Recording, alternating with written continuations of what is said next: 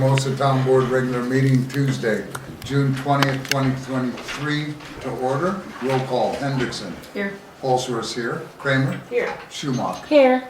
Appreciate it. Acknowledgement of a great crowd tonight. Please all stand for the Pledge of Allegiance.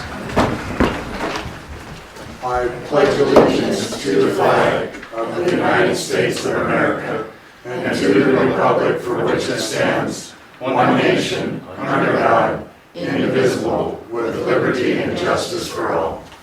Thank you all.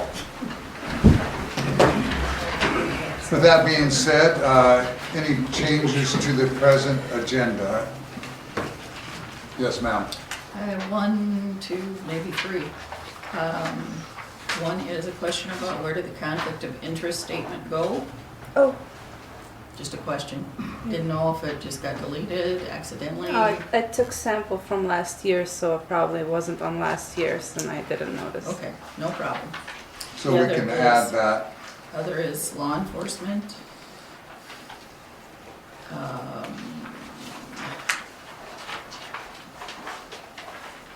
Who's going to be the liaisons for commissioners' meetings? And I'd like to add under 15I, research microphones so that our hard of hearing people in the audience have access to our lovely voices. So bring that back one more time. Where at did you anticipate that you were saying? The law enforcement one I have in the wrong spot, I apologize, never mind. The 15I, which would be 'Cause I the think if you finance do- officer. 15I what? Microphone. Microphone pricing.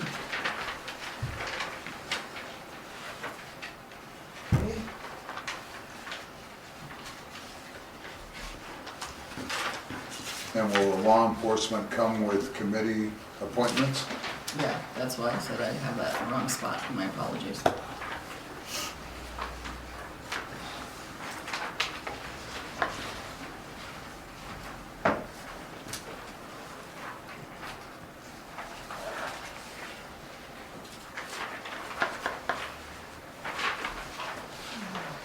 So the three items, conflict of interest, which is after claims. Microphone processing I, Oh, Yeah. 15I under finance officer, correct? Yeah. And then committee appointments liaison for law enforcement. Anything else? Mr. Johnson, did you have anything for comment for Mr. Haig to be added for comment under legal? No, I just apologize for not calling you back. That's all right. I just had a quick update regarding conversation with the Attorney General, but I can either do it beforehand or whenever you get through. So we'll just add comment from Mr. Haig under legal then. Also. Mr. Chairman, I could ask just to expedite my time, so I'm not here so long. I could go before that, maybe, Right at the bottom of old business then. whatever's fastest for you, yeah. Okay, is that okay with the board members? Sure, gives me one more thing to do.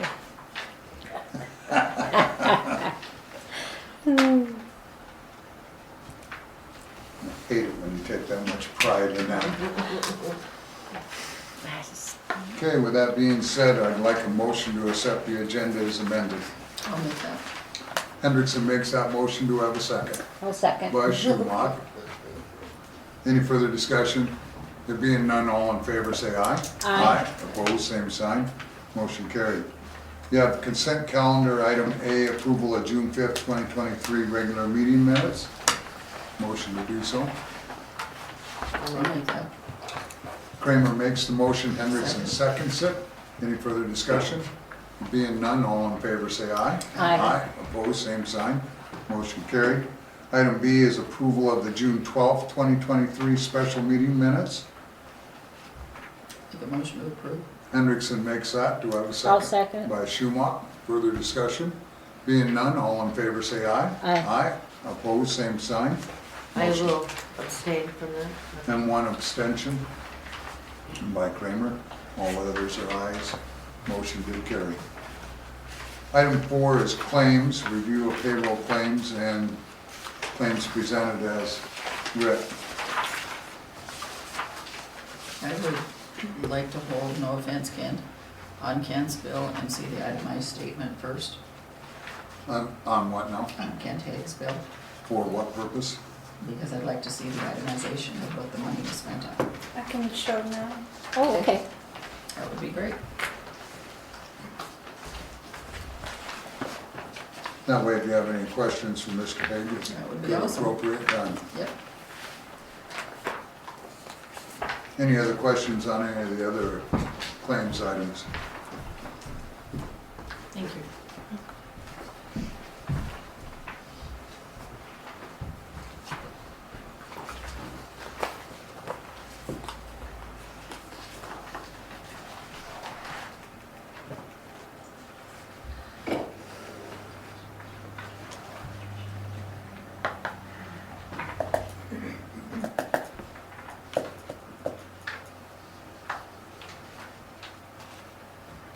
I would still request that this be held because I believe a lot of this should be billed to pieces. So I'd like to have time to review it in depth. I believe a lot of it is on the lagoon issue also with the settlement agreement and Mr. Hague. I'd be happy to address anything. I Sure. always thought that the actual invoices were attached to the packet, so thought maybe had a chance to look at it beforehand, but if there's anything that kind of jumps out at you, the vast majority of it has special counsel with regard to the lagoon and to the north sewer and water extension and a couple other more minor issues. A lot of this interaction with Leah and Dan and the board and the Attorney General's office. So there probably are a number of them that you'll see that involve Leah and that kind of thing. So are those bills able to be forwarded to Leah? I'm sorry? Are those bills able to be forwarded to ACES at some point in time, or what? It wouldn't be under their scope of services. What she would do is every time she got a letter from DNR, matter of fact, I didn't even take time to really thoroughly study her submittals because that's not my department. I don't profess to be an engineer. You wouldn't want me as your engineer. But anything that came from her was a forwarding from her to me of the findings of the DNR on one of her submittals, or the before she would submit something, she would ask about the timeliness and if there was something in her narrative that should be added or subtracted or something like that from a legal standpoint, so it was not to put the town in a position of any type. So that was pretty much the extent of it. We did have some meetings, actually I think one or two on this bill where we had a telephonic conference and another one where we had a live conference together. So those are on there. And you're seeing that bill is a product of several months, which I apologize for. I've been out of town quite a bit the month of May and so forth, so I hope to have gotten to you probably about 45 days earlier than this. It would be quite so big.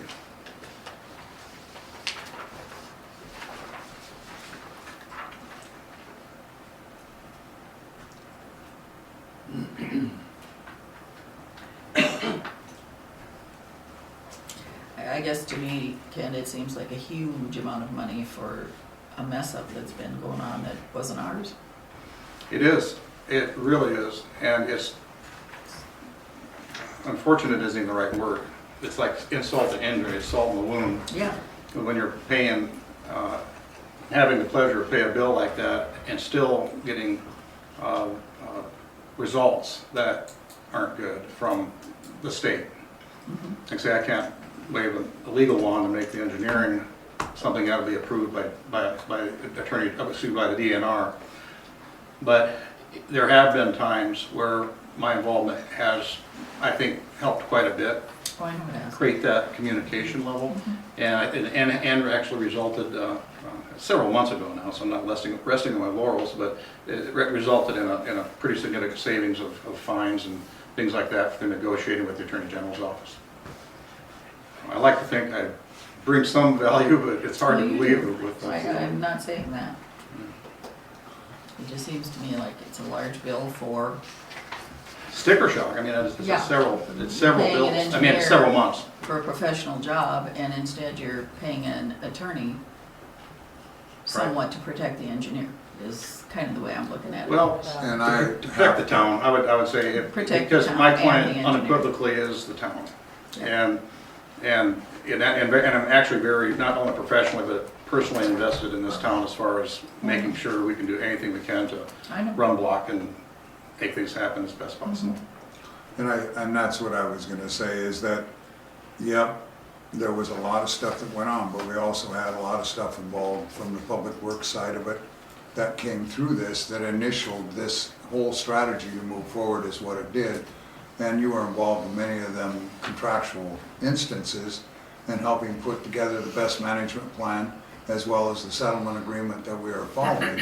And a lot of this stemmed from that in testing as well as litigations, as resubmittals, as well as timelines that were evolved that kept coming back, kept coming back, kept coming back.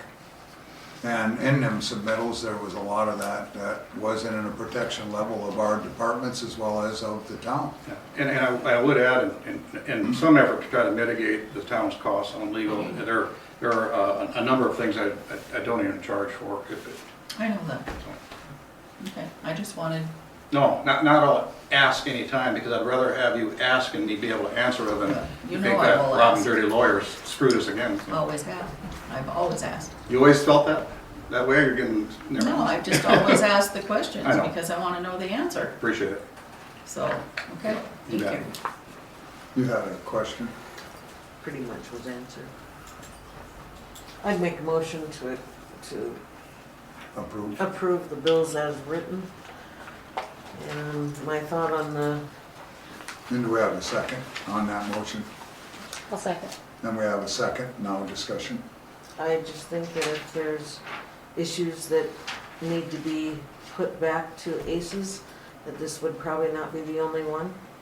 And so we should just approve this, get it done with, and I add agree. to the rest if there has to be that. I- Okay. Okay, any further discussion?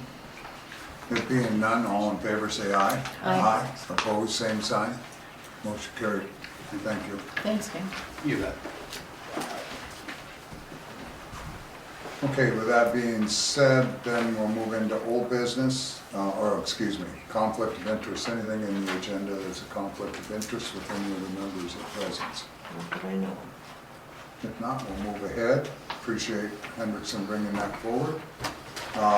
Old business, A is still a pending circumstance. Mitch is working on that with Monica, and we'll have hopefully some more results from that as we work and gain through it. So B is pending. We've got more photographs, more pictures, so more of looking at that positioning of that, seeing where it goes.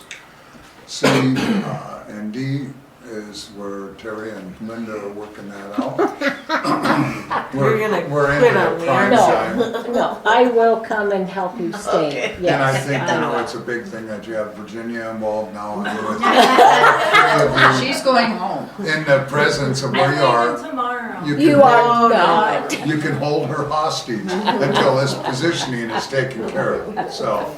And I think you have the right attire to be able to make that work. Right? So we'll appreciate, you know, your urgency on that, otherwise Virginia won't be able to go home.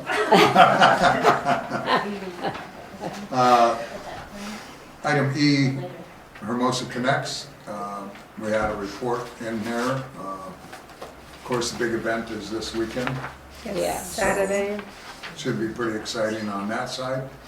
Anything further that needs to be added? Kalina, Yeah, do you have anything to add? Just that we're doing a lot of work getting prepared for the big event this weekend. Road closures, food trucks, vendors. People are still wanting to sign up. We're at over 50 vendors. Wow. So it's gonna be huge. We have 4 food trucks. We're gonna block off second. We're gonna have kind of an area for people to sit and get together with their kids and kind of right in front of the coffee shop and then that area there. Not sure what we want to do about the properties, because I know it's kind of a stay off the grass situation, so I don't know if we need to put a sign there, but we'll kind of figure that out here in the next day or two, I think. And then, I know we're gonna be talking about where you walk the property around the Hermosa Community Center to find out where we're gonna hold these chicken races. So we kind of got that. We found the best spot, we think, to put them, but Nick's gonna show you kind of where we were thinking about on that. So he's got a picture of the area that we think is probably gonna be the best spot for that because it has been advertised, it's publicized, people are excited about it. I bought all the costumes for the chickens, so we're all set. Some fun names, but anyway, it's just, So we've been how did working you on that. size them? What's that? How did you size them? It's a one size fits all. Oh, I wanna know who's gonna dress the chickens. That can't be easy. Got little clip-on arms, they're gonna have little bonnets, we're all set, tutus. Rent a chicken? Educated. Chicken eggs. Rent a chicken for an hour. It's been a very exciting thing to plan Thanks, for, Nick. it's very exciting just for the town and I don't know, I think with all the people that have come together to put this together, it's gonna be amazing. Yeah. I don't know if you guys know anything about that spot right there, but that's actually in that grass where the town alley is. So you're wondering if it was too hard of a problem if we have them there, since our property's here and it's kind of taken up 365 days of the year. We were wondering if we can use the towns for that one day. The use of that alley versus your property, and the stakes are there for that, so. That'd be awesome. And I'll Plus, it's a put lot softer than streamers chickens up too. so that a person can see clearly where property lines are. And that way it'll help everybody on that side. Thank you. I think Rick wants to meet Thursday morning to walk everything, so. So, and we'll do the best we can to keep people in certain areas, but you know, it's gonna be hard to control as far as where people end up walking, crossing and things like that, in some of the personal areas. But,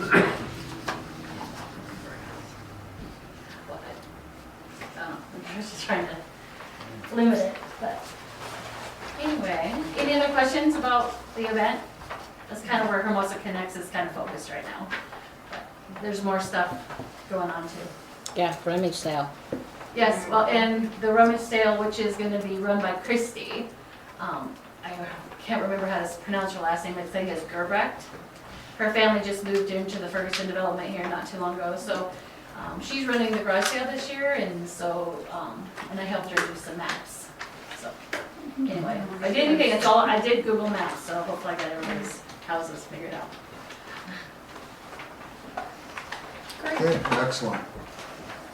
Thank you. Anything else? All right, law enforcement contract, of course, we're awaiting that. Will be a discussion tomorrow at the commissioners meeting about it. It has been advertised. And we'll await to see if there's any comment. Has there been any? I actually had one person call and is interested, and I told him I would talk to the board and set up a day for an interview. Good. Yeah, that'll be transferred around, and the law enforcement department will be the ones that can handle and look at that and bring it to the board, situate it out from there. Sidewalk extension, I see there was some paperwork in the packet on that. Yeah, so the one, I did contact the senior center. They're putting it on their agenda to see if they would cover some of the costs or all the costs that the church for the sidewalk maintenance, the street lights and snow plowing, mowing. So we'll just need to wait for answers from them about that. And I But think, when Go I ahead. asked, They did say that the 6-foot sidewalk, they could add that to their plans, and it's 100% covered by DOT, the whole project. Yep, so to me, it's a no-brainer that we definitely want to move forward. We'll hope the Legion and the church will be good neighbors and participate, but if not, I feel the town needs to take that responsibility and move ahead with it, with 100%. Yeah. And adding the sidewalk that far and streetlights, we can't pass it up. That would save town a lot of money in the future. Yep, so I think it needs to be a positive direction. Is there any motion to approve that tonight? I have a question. Can we make that motion with the understanding that the snow removal and lighting is the cost of the Legion and the church? We're going to ask them. We're not sure if they will be Okay. subject to that, but to me, for them needing to know the notification to move ahead with the project, to figure it into the plan, at minimum, we need to do that so that Mr. Zocker can move forward with it. Then we can work out the details in the end. If we still have to, I mean, in our snow removal contract now, at a 6-foot walk, it'll just be an extension of what we're doing now. We're paying the extra cost now of anything that needs to be done, it'll just be added to it. So, And they even agreed on LED lights as well. That'd be good. the LEDs, LED. yep, they know that that's a circumstance, so that's gonna be a big cost up front too. So I'd like to make a motion that we go ahead and allow them to include it in their plan set. I'll make that. Second by Hendrickson. Any other comment? You made the initial motion? Yeah. Yes. All in favor say aye. Aye. Aye, opposed, same sign. Motion carried. I think that's gonna be a great project. And we have our next comment from Mr. Hay. Thank you. I just wanted to make a short report on, I did speak with the Deputy Attorney General regarding the lagoon matter specifically. And as you're aware, upon the rejection of the last lagoon submittal, since then, in that relatively short time after that, Leah had provided and sent a new submittal into the DANR for review, and as I understand it, that is still it's still under review. We have not heard back yet. Deputy AG Mines Bailey did not have any other knowledge of it either as to the status of it or anything like that. However, I did mention there might be a few changes that come about with personnel perhaps that I'm not at liberty to comment because I don't know.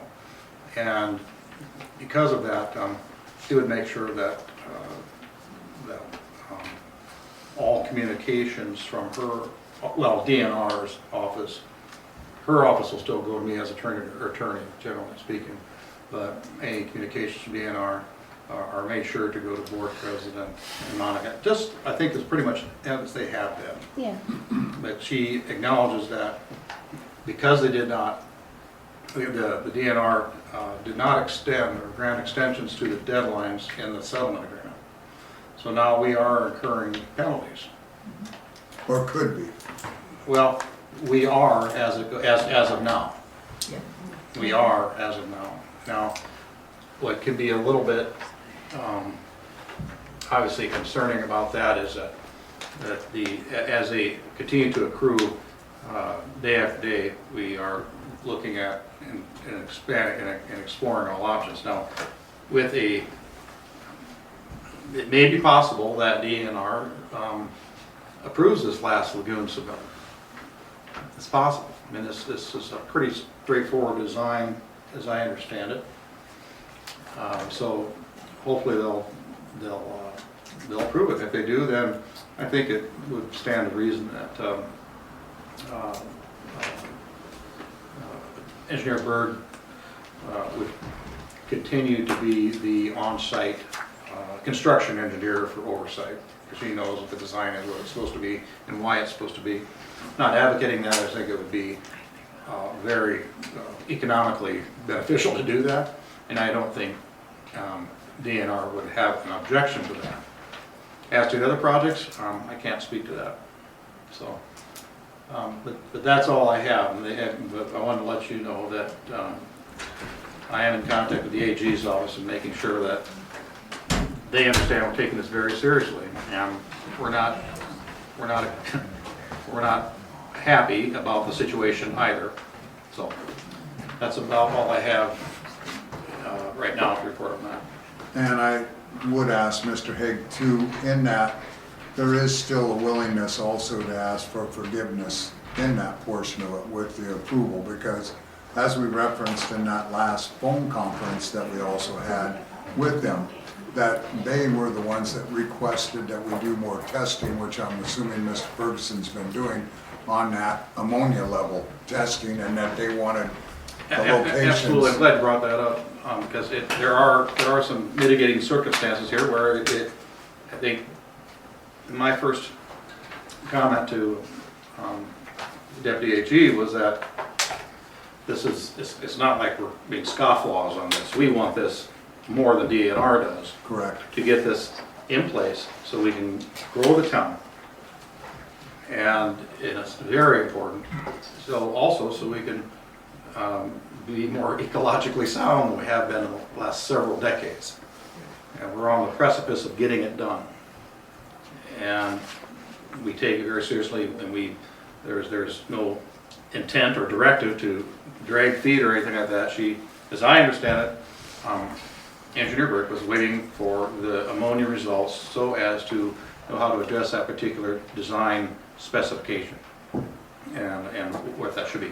Now, with that said, the AG's response was, well, they kind of thought that really, they kind of thought that you can design that in under, presume a worst case scenario or above average nastiness on the ammonia. Correct. And design for that. And if it comes back consistently less, then perhaps modify or amend that design as necessary. So they felt that, the Deputy AG, that we weren't as responsive as we should have been. The town wasn't delaying and not getting that in faster and waiting for that test. I didn't agree with that. I think there wasn't any intent whatsoever to draw into play.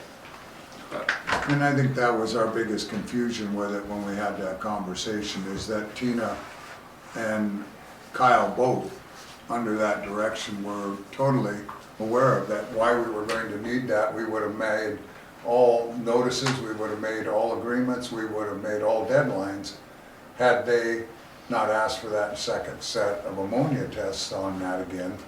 And in their concerns, and we knew with the change of the complete cell configuration, we would meet that configuration and that we would meet them levels. And so when we left that conversation, it was we would get the test to them and then look for direction instead of having to change the plan again and not do a submittal. And that's why Mr. Ferguson got the results and we sent them on immediately. There was a comment from ACES instantly to Kyle and Tina asking, now what direction do we need to go so we can put the rest of this together on the plan set and get it to you. And we didn't hear anything back from them for over 2 weeks after that. And then Kyle did get back and said, well, I guess the engineer can design for the worst standards then of where we're at.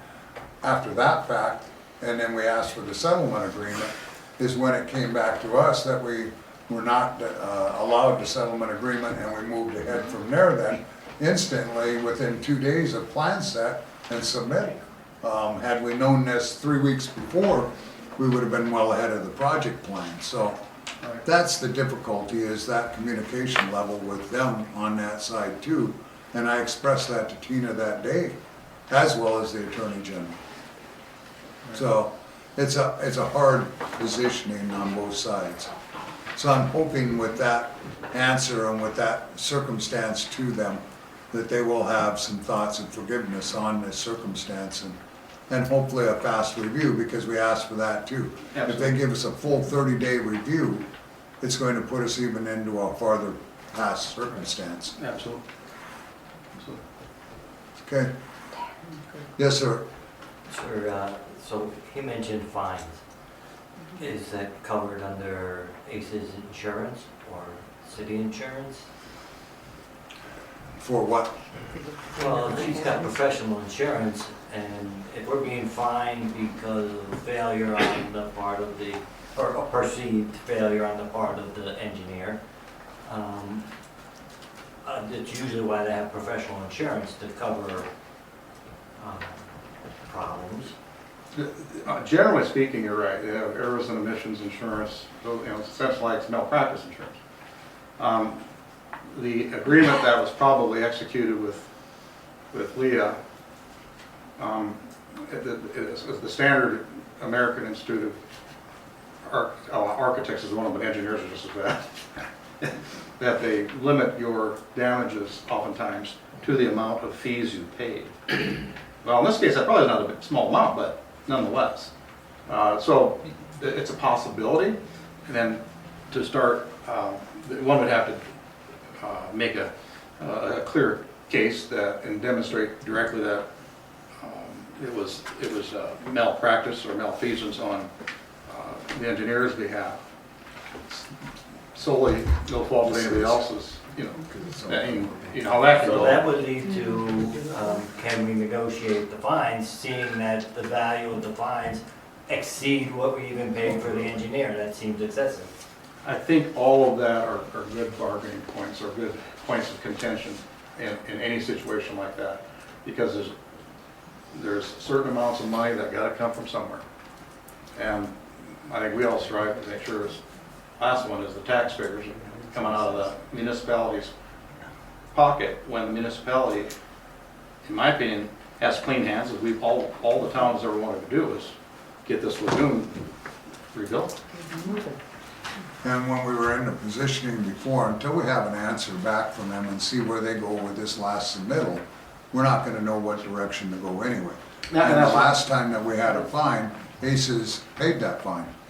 You know, and then when we had a fine for the public works side of the settlement agreement too, that's where Mr. Haig negotiated that $30,000 fine down to the $12,000, and the town paid for that fine and didn't put it towards the public works. So, you know, there's a lot of elements in this picture, a lot of different players in this picture that aren't understood. Okay, so just to understand everything clearly, so now we're in a situation where fines are accumulating, and yet the ball's in their court.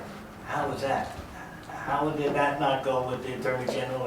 Why are we on the clock when it's in their ballpark? And I think that's another negotiating point, is that, yeah, we might have not been quite as fast as you wanted us to be, DNR, on the next submittal, granted, but, and maybe not even granted, because as Dan points out, there are a number of reasons that are legitimate. And we've already paid 2 fines. And, yes, they're very serious about this, as you might know, and where it will, I guess, where it'll come down is if you have a regulatory agency that's pointing or making an allegation, or not even an allegation, making yeah, it's an allegation. What else could it be? An allegation that, but for the performance or lack of performance of a professional, it would have gone a different way. It's like, that's a very bold statement. And for an agency, if that's what they come back with or something, like, you know, if she would have just done this and this, it wouldn't be an issue. But I'm not quite any figures. What about, why don't we fire her? I mean, get another engineer. Not my decision. There's a lot of business practices that are involved in a lot of different areas too, that could have been involved in this also. So, like I say, there's a lot of moving parts to it. And we have to see what the end result is before we know which way we gotta move on. I'm not saying that anybody or whoever needs to be responsible, but there's also state entities that were questioning circumstances that caused us to be in this circumstance. We were on track. We had all our submittals When I bring done. up the fire, I don't like to see people lose their job or anything, but we have a non-performance issue and we have it costing the town, and it's a contractor, you know? The contract has not been fulfilled, you know, pull the trigger. So that goes for the other departments of this settlement agreement too, as Public Works was involved in it? That we should have pulled the plug there also? No, wait a minute. Well, I mean, I If can the second it. state is accusing them of something too, but what we have is the state saying the professional engineer did not perform professionally. If that's what's happening, and that's the way I understand it, and they're a contractor for the city, who is now, you know, costing us time and money, then the contract should be broken, right? If it's an employee, that's a different thing. And if there's accusations against the employee, that's a different thing. But that are not an employee, they're a contractor also. Exactly. But like I say, till we hear back the final from the A&R, there's really nothing we can act on until we hear that. Then we know professionally, legally, where we can move that. So, Well, I would back appreciate him it. up on him when he's saying. Excuse me, sir. You want me to raise my hand? Yes. Go ahead. Yeah, I would back him up on what he's saying. I personally, from an outside standpoint, I don't know anything about what's going on here. From what I picked up from this one meeting, is that the engineer who was supposed to design the lagoon didn't do it properly, and now we owe a bunch of money on fees. Is that a rough understanding? There's a lot more Yeah, elements it's, to it. that would be the, Very that'd be the rough. condensed Reader's Digest version, but it's even more condensed than that. So it's like when somebody builds a home, if they don't build it accurately and it falls apart within a year, we have laws against that. We hold those contractors accountable. I feel like it should be the same situation here. And on also, something that's happened to me personally with this town is you employ people who don't make sound decisions, and then it costs the town more money in the long run. So if it happens to be that you're employing friends who aren't adequate at their position, us as town people don't like that. No, I'm sorry, and your comments and statements aren't correct in that positioning of it, but we will, when we hear the decision back from DA&R, it'll be addressed and worked through, so. Appreciate your comment, Mr. Haig. Do you have any more? Nothing further? Okay, we appreciate that, and hopefully it'll be taken under advisement with new setting board. So, Okay. All right, have a good night. we thank you for that. Thanks, Ken. Thank you. Thank Save you. you the stamp, or you What's that? gonna save you the stamp on the checker? Oh, I'll meet you later for a beer. You got the I money. can now, yeah. send me a stamp.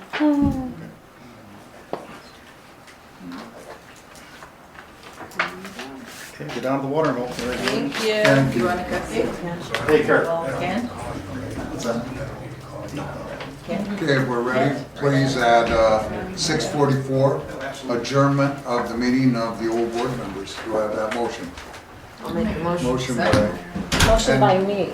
Okay, motion yeah, by Terry Schumacher, did it. second by Kramer. Further discussion? There being none, all in favor say aye. Aye. Opposed, same sign. Motion carried. Thank you. she's just jumping on. Hey. I And as have, soon as we get Mr. Johnson back out here, we'll Now I have him can watch the Sit right service. by direct me the and oath just of stare. offices. You should probably go sit by my daughter, but I'll sit here for a minute.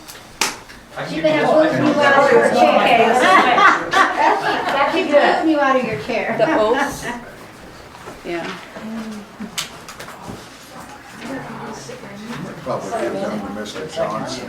He has all the copies. Good.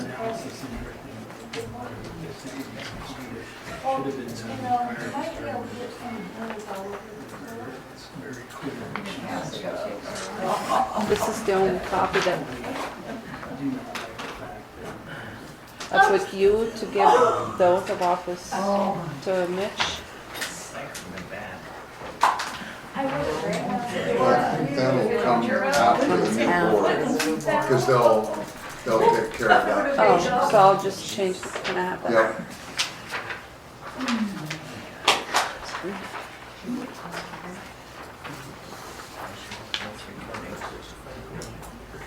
I have a question. Vicky?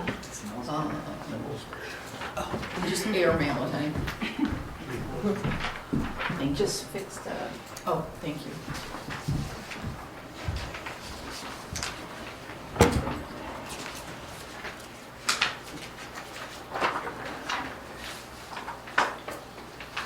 You have a question? Yeah. Oh, no.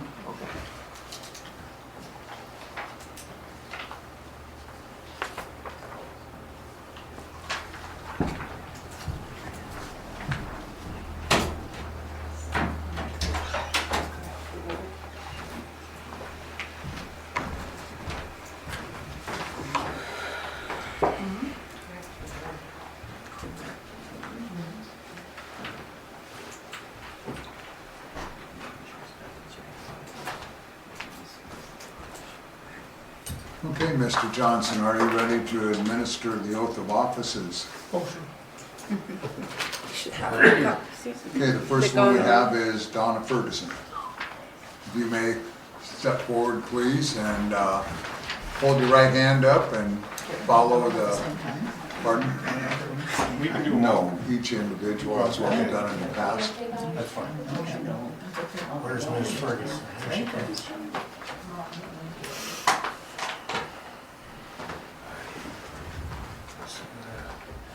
Raise your right hand and repeat after me. I, Donna Ferguson, I, Donna Ferguson, having been elected to the office of Board of Trustees having been elected to the Board of Trustees within and for the town of Hermosa, within and for the town of Hermosa, within, within, oh, okay, I'm going, that doesn't right. Within the town of Hermosa, in said county and state, said county and state, do solemnly swear that I will support the Constitution of the United States, I solemnly swear that I will support the Constitution of the United States, the Constitution of the state of South Dakota, the Constitution of the state of South Dakota, and the ordinances of the town of Hermosa, the ordinance of town of Hermosa. and that I will faithfully and impartially, I will faithfully and impartially, to the best of my knowledge and ability, to the best of my knowledge and ability, perform all perform duties of my said office of Board of Trustees. all duties to my said Office. duties of the office of the Board of Trustees. Thank you. Oh. That didn't seem so long when I read it, and I was kind of got Yours tears coming to play too. as I read it, and I was like, oh, that's short. But Okay. I got up here and it was pretty long. Does seem longer than it does when you read it. Donna. I just want to get quick a little closer to Okay, Mr. Stiles. She's still doing it for a while. Oh, Oh, you have to stand close. really? Can I get you? Just give each other a hug. Congratulations. Thank you. Okay, Jerry, Can I have raise your Donna? right hand and repeat after me. I, Gerald Stiles, I, Gerald Stiles, having been elected to the office of Board of Trustees having been elected to the Board of the Office of Trustees within and for the town of Hermosa, within and for the town of Hermosa, in said county and state, in said county and do state, solemnly swear that I will support the Constitution of the United States, do solemnly swear that I will support the Constitution of the United the States, Constitution of the state of South Dakota, the Constitution of the state of South Dakota, and the ordinances of said town of Hermosa, and the ordinance of the said town of Hermosa, and that I will faithfully and impartially, and that I will faithfully and impartially, to the best of my knowledge and ability, to the best of my knowledge and ability, perform all duties of my said office of Board of Trustees. perform all duties of my said office of the Board of Trustees. Congratulations. Thank you, sir.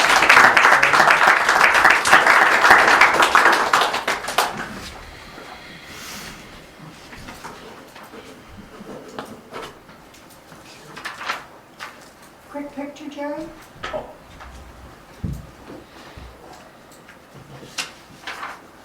Yeah, I'm gonna do it Again? another time. Okay, we'll shake hands. Thank you. Congratulations, smile. And one Okay, more. and Vicki Hendrickson.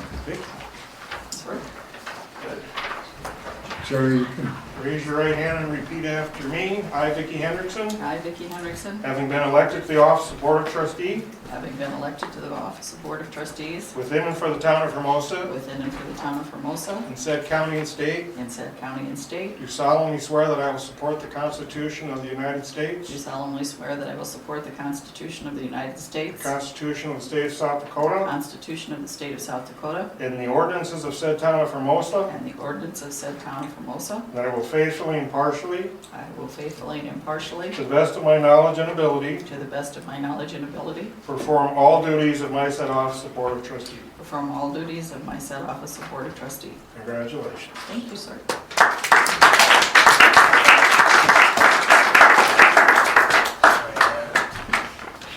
Which one? Did you give me one? Right here.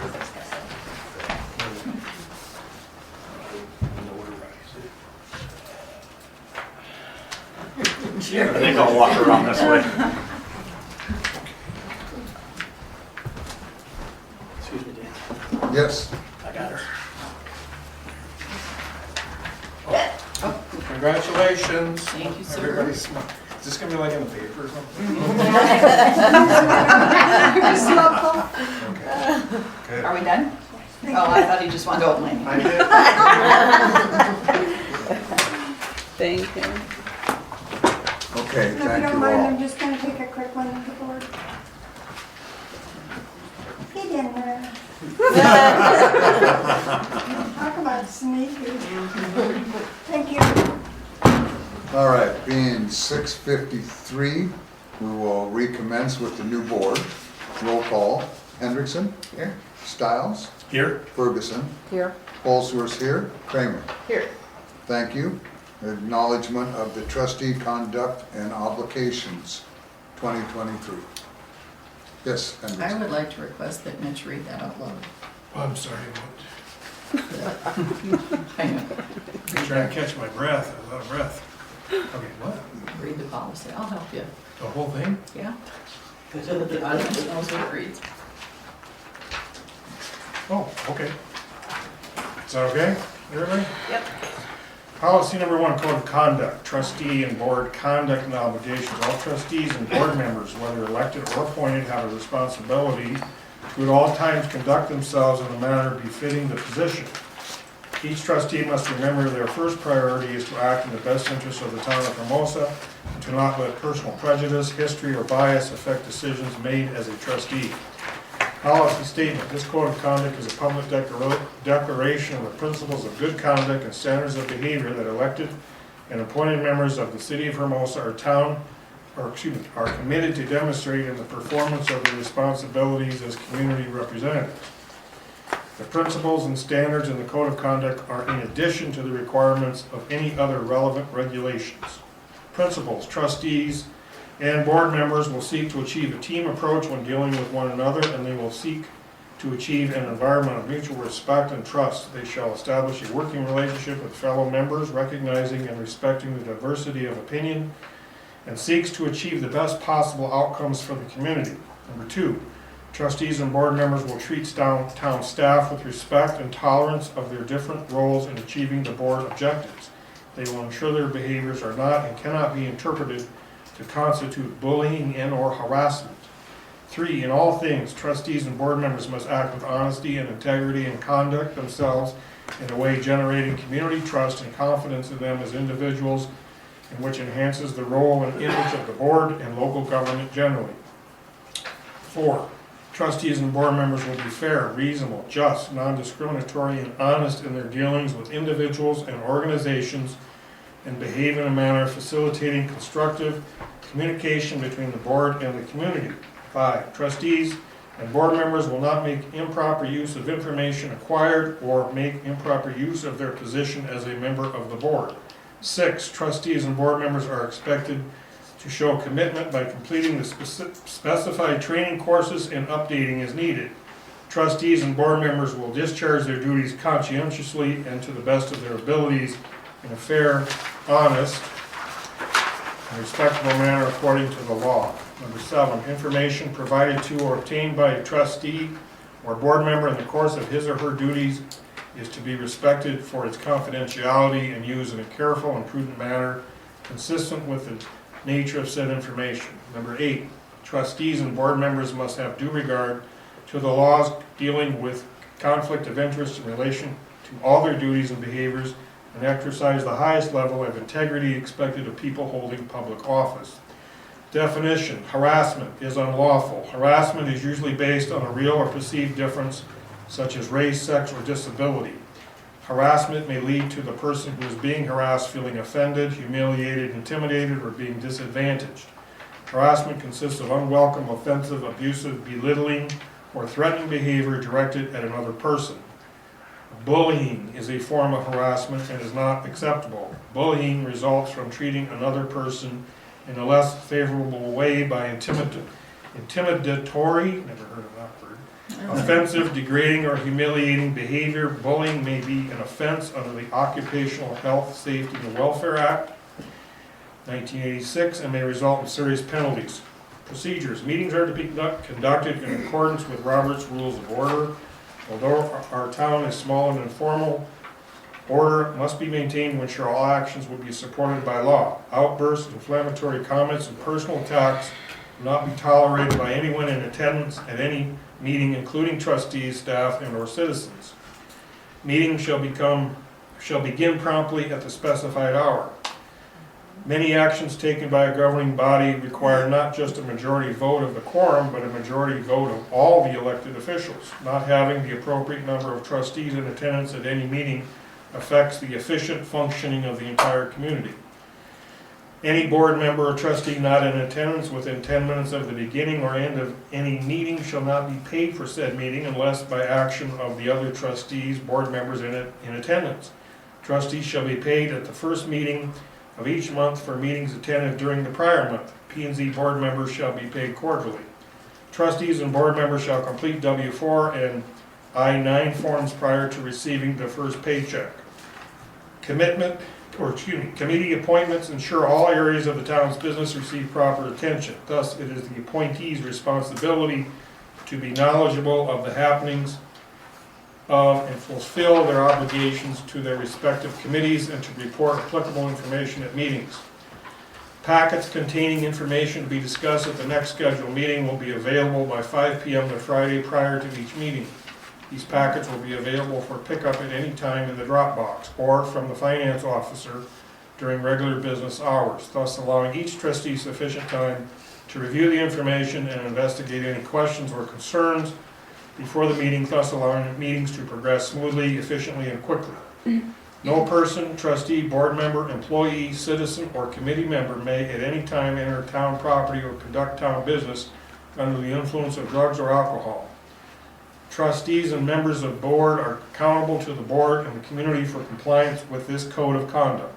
A complaint alleging a breach of the code of conduct must be made in writing by any person and subject to the clauses of this code must be investigated by the Board of Trustees. The complaint must identify the provisions of the code which it alleges have been breached and provide all evidence available to support the allegation. And there's places for everybody to sign. Thank you, Mitch. Thanks, Mitch. We're discussing this. I was gonna say, that was a long Your one. name? Okay, we're ready for the next segment of it. Appointments, election of Board of Trustee officers, President, motion made and second to nominate who? For a one-year term. I would like to nominate Jerry Stiles. I second that. I make a motion, nomination cease. Thank you. Okay, we all have a motion and a second. And all in favor say aye. Aye. Opposed, same sign. Motion carried. Fine. There you go, sir. Thank you. Appreciate all you do for the town. Thank you, Dan, for all you've done. Thank you. Is yours?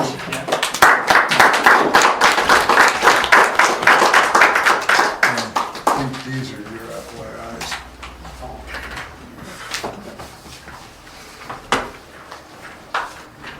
Well, I have 2 minutes now sitting here. Dan has quite a few years, so I might not be as smooth. but I will try to make sure everything goes. Next, I need a motion and a second to nominate as a town board vice president for 1 year. I nominate Vicki Hendrickson for the board of vice president.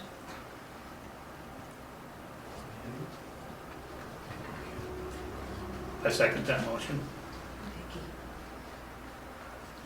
Can we go ahead and vote? All in favor, say aye. And all- Aye.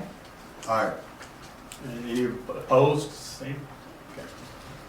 With the motion made, Vicki Henderson is with the motion made and seconded, Vicki Henderson is the new town board vice president for 1 year. Assignment of committees. For the request a motion be made and seconded to appoint as a chairman and as a vice chairman of the water committee. I make a motion that Vicki be chairman for the water. Can I do the vice? Yes, yeah. And Linda be the vice chair for the water. Someone second. Second. I can second that then. Motion was by Donna and Vicky seconded it. Right. And Is that proper with her being in the nominating process for her to second it? There's no pecuniary. Not in the conflict. departments. Okay. It don't matter. Okay, thank you. with the motion made and seconded to have Vicki as the chairman and Linda as the vice chairman of the water committee, may we vote? All in favor say aye. Aye. Opposed, say nay. The motion carried. Motion carried that Vicki will be the chairman and Linda will be the vice chair of the water committee. Need a motion made and seconded to appoint as the chairman and as a vice chair of the sewer committee. May I hear a motion, please? I'd like to make the motion that Linda be chair and Dan be vice chair. Is there a second? I That second would be that. who what now? Linda be chair, Dan vice chair. With the motion made and properly seconded, can we go with a vote? All in favor say yes. Aye. And all opposed say nay. Okay, the motion carried, all four for yea. And the motion that was just approved was that Linda would be as the chairman and Dan as the vice of the sewer committee.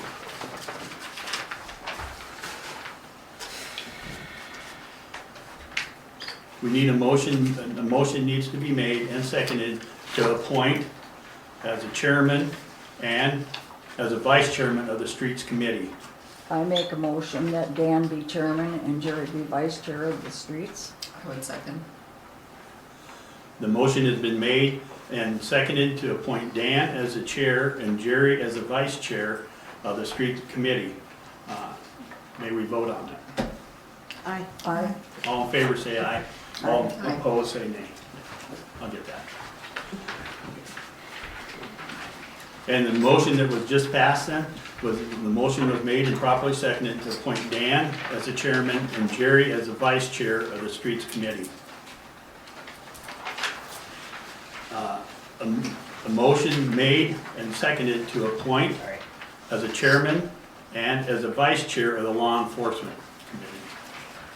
I'd like to make the motion for Donna to be chair, Jerry to be vice chair on law enforcement. Is there a second? I second. The motion was made and seconded to appoint Donna as the chair and Jerry as the vice chair of the law enforcement committee. Who seconded? Donna. I do. She's being appointed. 11 point. I can't. He said it was all No, right. it's okay. Oh, okay. The attorney said it was fine. And then request a vote on this motion then. All in favor, say aye. All Aye. Aye. Opposed, say nay. Looks like the motion carried. Motion made and seconded to appoint Donna as the chairman and Jerry as, whoops, got the wrong. That one Yeah. is basically you and Vicky.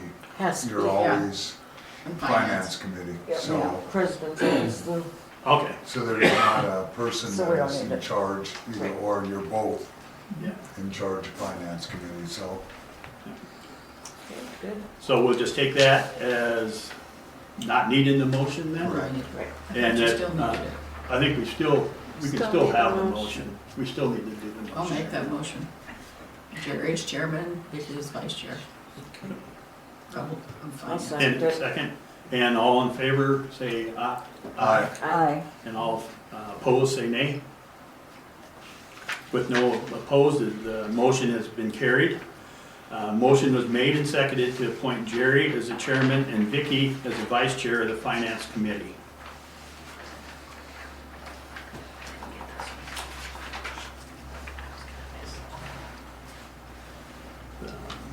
The next item on the agenda is appointment of the oath of office of Mitch Johnson, the town attorney.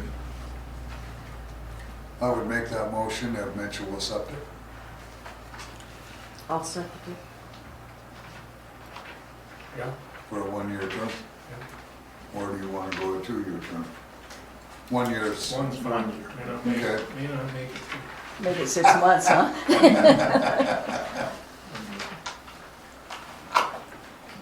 So And do we need to do the oath then? Need to Yes. and But we vote need to on it. vote first. Okay. Okay, yes. The motion was made and seconded for the appointment and the oath of office of Mitch Johnson, town attorney. All in favor, say yea, Aye. Okay. Yes. and all opposed, say nay. Yeah. With no opposition to it, that carries. It's for the appointment of the oath of office of Mitch Johnson, the town attorney. And You can administer Yeah. that.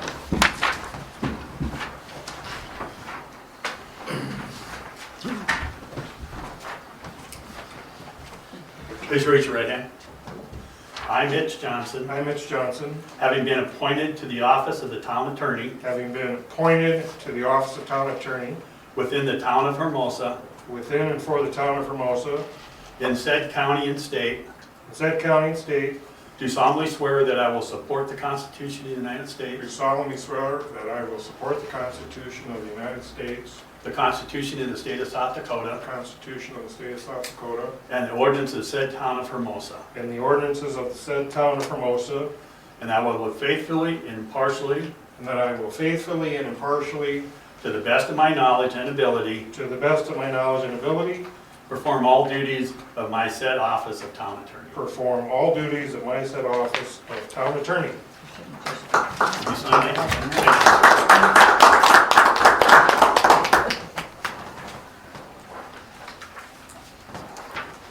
There you go. Oh, you got a pen? Make sure that gets back here, it's the only one I got. Mine was. I had to get one out of the drawer. We tried to put a few in the drawer. Thank you, sir. Scratch paper to write on and then paper clips. Exactly what it is. Okay. Thank you.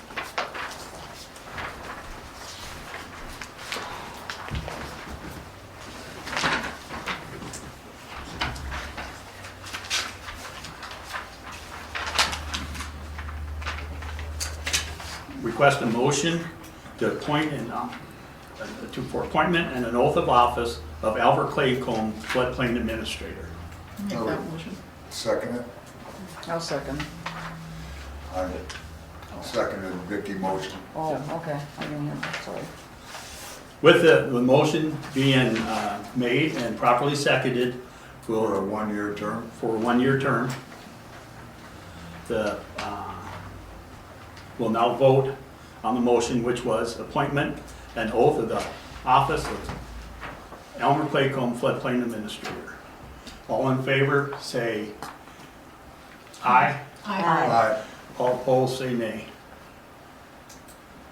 with no opposition to it.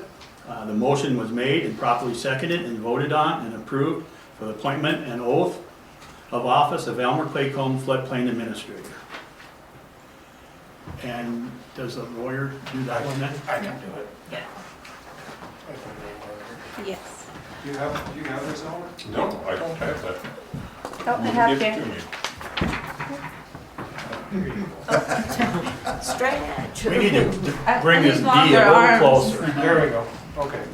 Please, raise your right hand, repeat after me. I, Elmer Claycomb, I, Elmer Claycomb, having been appointed to the office of floodplain administrator having been appointed to the office of floodplain administrator within and for the town of Hermosa, within and for the town of Hermosa, in said county and state, in said county and state, do solemnly swear do solemnly that swear I will support the Constitution of the United States, I will support the Constitution of the United the States, Constitution of the state of South Dakota, the Constitution of the state of South Dakota, and the ordinances of said town of Hermosa, and the ordinances of said town of Hermosa, and that I will faithfully and impartially, and that I will faithfully and to the impartially, best of my knowledge and ability, to the best of my knowledge and ability, perform all duties of my said office of floodplain administrator. perform all duties of my office as floodplain administrator. Congratulations. He doesn't have a stand. Sign this one.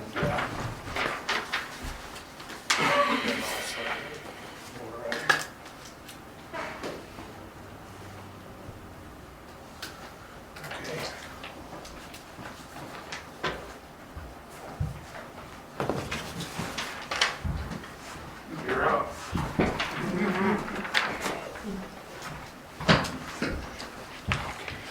Agenda item 10, law enforcement / abatement / complaints. Monica, gotta go to Monica. Oh, I'm sorry, Mike. I apologize. Yeah, I was thinking, okay, They have to motion, yeah. apologize for that. I did not need to overlook that. A motion for the oath of office of Monica's service, the town finance officer, hired employee. I'd make I a make a motion. motion. I'll second it. Okay. With the motion made and properly seconded, may we have a vote? All in favor, say aye. Aye. Aye. All opposed, say nay. With no opposition to the vote, what passed was the oath of office of Monica Severs, service, town finance officer, hired employee. Next. You have yours there? Okay. Raise your right hand, repeat after me. I, Monica Service, I, Monica Service, having been hired to the office of finance officer having been hired to the office of finance officer within and for the town of Hermosa, within and for the town of Hermosa, in said county and state, in said county and state, do solemnly swear that I will support the Constitution of the United States, I do solemnly swear that I will support the Constitution of the United States, the Constitution of the state of South Dakota, the Constitution of the state of South Dakota, and the ordinances of said town of Hermosa, and the ordinance of said town of Hermosa, and I will faithfully and impartially, and that I will faithfully and impartially, to the best of my knowledge and ability, to the best of my knowledge and ability, perform all duties of my said office of finance officer. perform all duties of my said office of finance officer.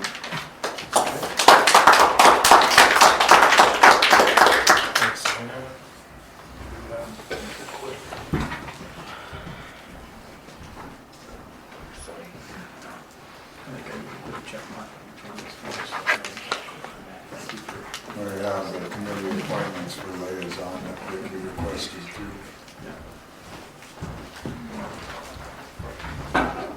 I'd like to have a motion to, a motion for the liaison, board member liaison to the planning and zoning committee. And I nominate Jerry Stiles. I second that. With the nomination made, Jerry Stiles, And that I will serve as the alternate. and In your Vicki will absence. serve as the alternate, as a liaison to planning and zoning. Is that, Are you willing to do that with your already being president here in your business? Just making sure, Yes. okay? Thank you. The motion was made, is it seconded? Yes. And there was discussion. If no further discussion, we'll go ahead with the vote. All in favor, say aye. Aye. Opposed, say nay. Motion carried. And the liaison for planning and zoning will be Jerry, and the alternate will be Vicky.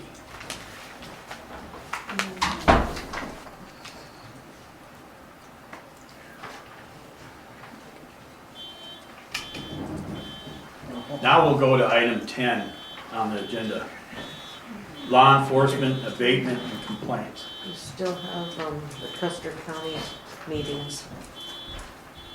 'Cause you- Liaison. Liaison for that. Okay, I thought that was gonna be under law enforcement?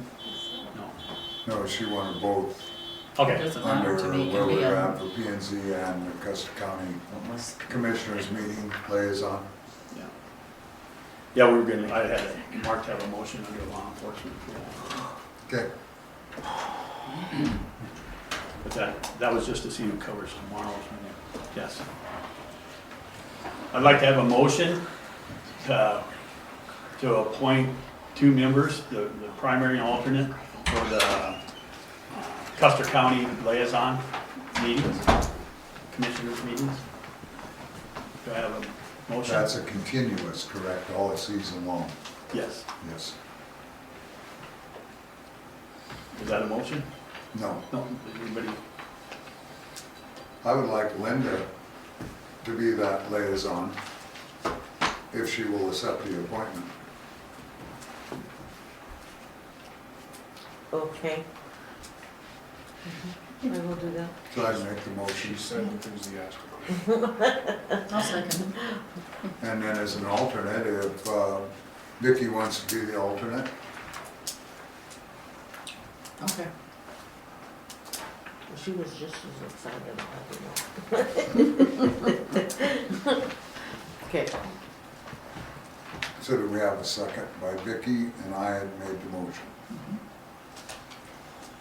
I seconded. Yeah, The motion was made and properly seconded to have Linda and Vicky as alternates for the liaison with the Custer County Commissioners.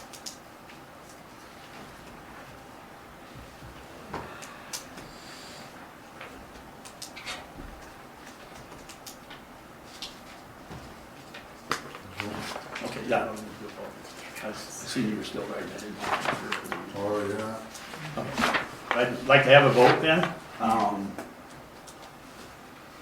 the motion of having Vicky and Linda. Linda is the primary and Vicky is your alternate liaisons for Custer County Commission meetings. Aye. Aye. Aye. Aye.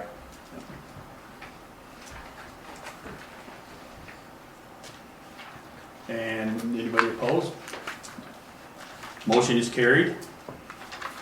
Then have for the liaison for the Custer County Commission meetings, Linda as a primary, Vicky as the alternate.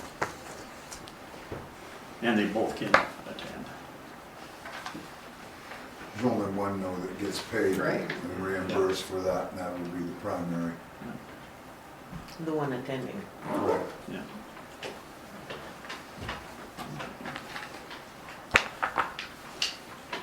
Okay, item number 10 on the agenda, law enforcement, abatement, and complaints. I think we're here now.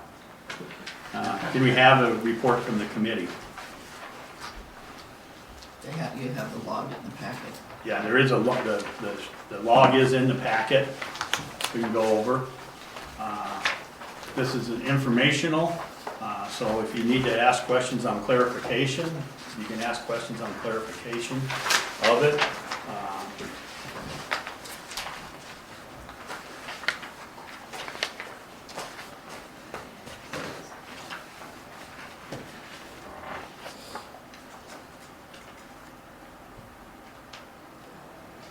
Deputy Allen. did you- Sorry, I was looking it up on my phone, I had to go break out. Oh, questions?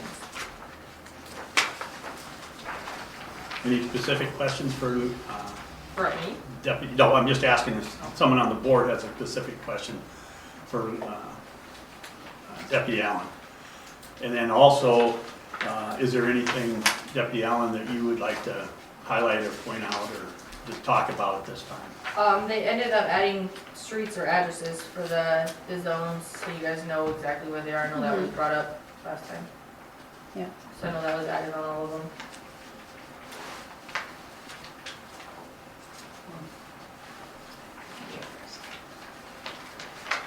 I was gone the last week, so I'm still catching up on everything, so I Yeah. didn't get it printed out. I gotta look The myself. only thing, they send it with house numbers, but I kind of deleted, so I don't know if we could ask if the house numbers could be, Delete it out. I can ask and see. I know they were just trying to yeah. ease you guys. No, this for it, is much so. better, yeah, appreciate the So just have her, do you still want the streets on it? streets, yes, just not Okay. the house numbers for privacy. So if it shows latitude and longitude, you want me to take that out then too? I mean, That would that doesn't pinpoint really where it tell is. us much.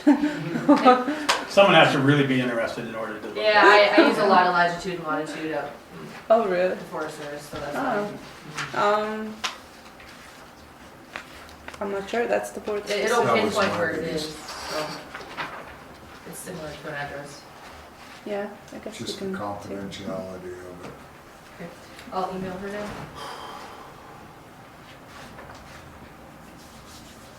Anything else? And we'll move on to agenda item 10C, abatements. Is there any input on abatements?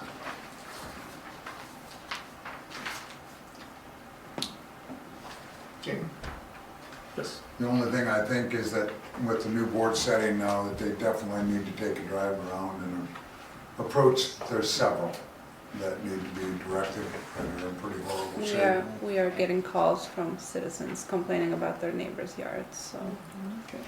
We definitely want to address those. And I think you had the one complaint also about the one property, I believe on the corner, well, I'll keep the confidentiality, but the corner here in town that had broken windows and siding issues and, It's been a while now. yep, and that hasn't been fully addressed yet either, Mm-mm. so. Did you start abatements? I did not do it this time while reading meters. Okay. It was, if I would have probably had to write up probably 40% of the town. And so I chose not to go there. There is, was a lot of trimming issues. There's a lot of issues. And I did not know how the board was going to, the new board was going to handle this because the abatements has been an issue on and off for several years. And so I chose not to write anybody up this time until the board decides what we're going to do with it, how we're going to handle it. So.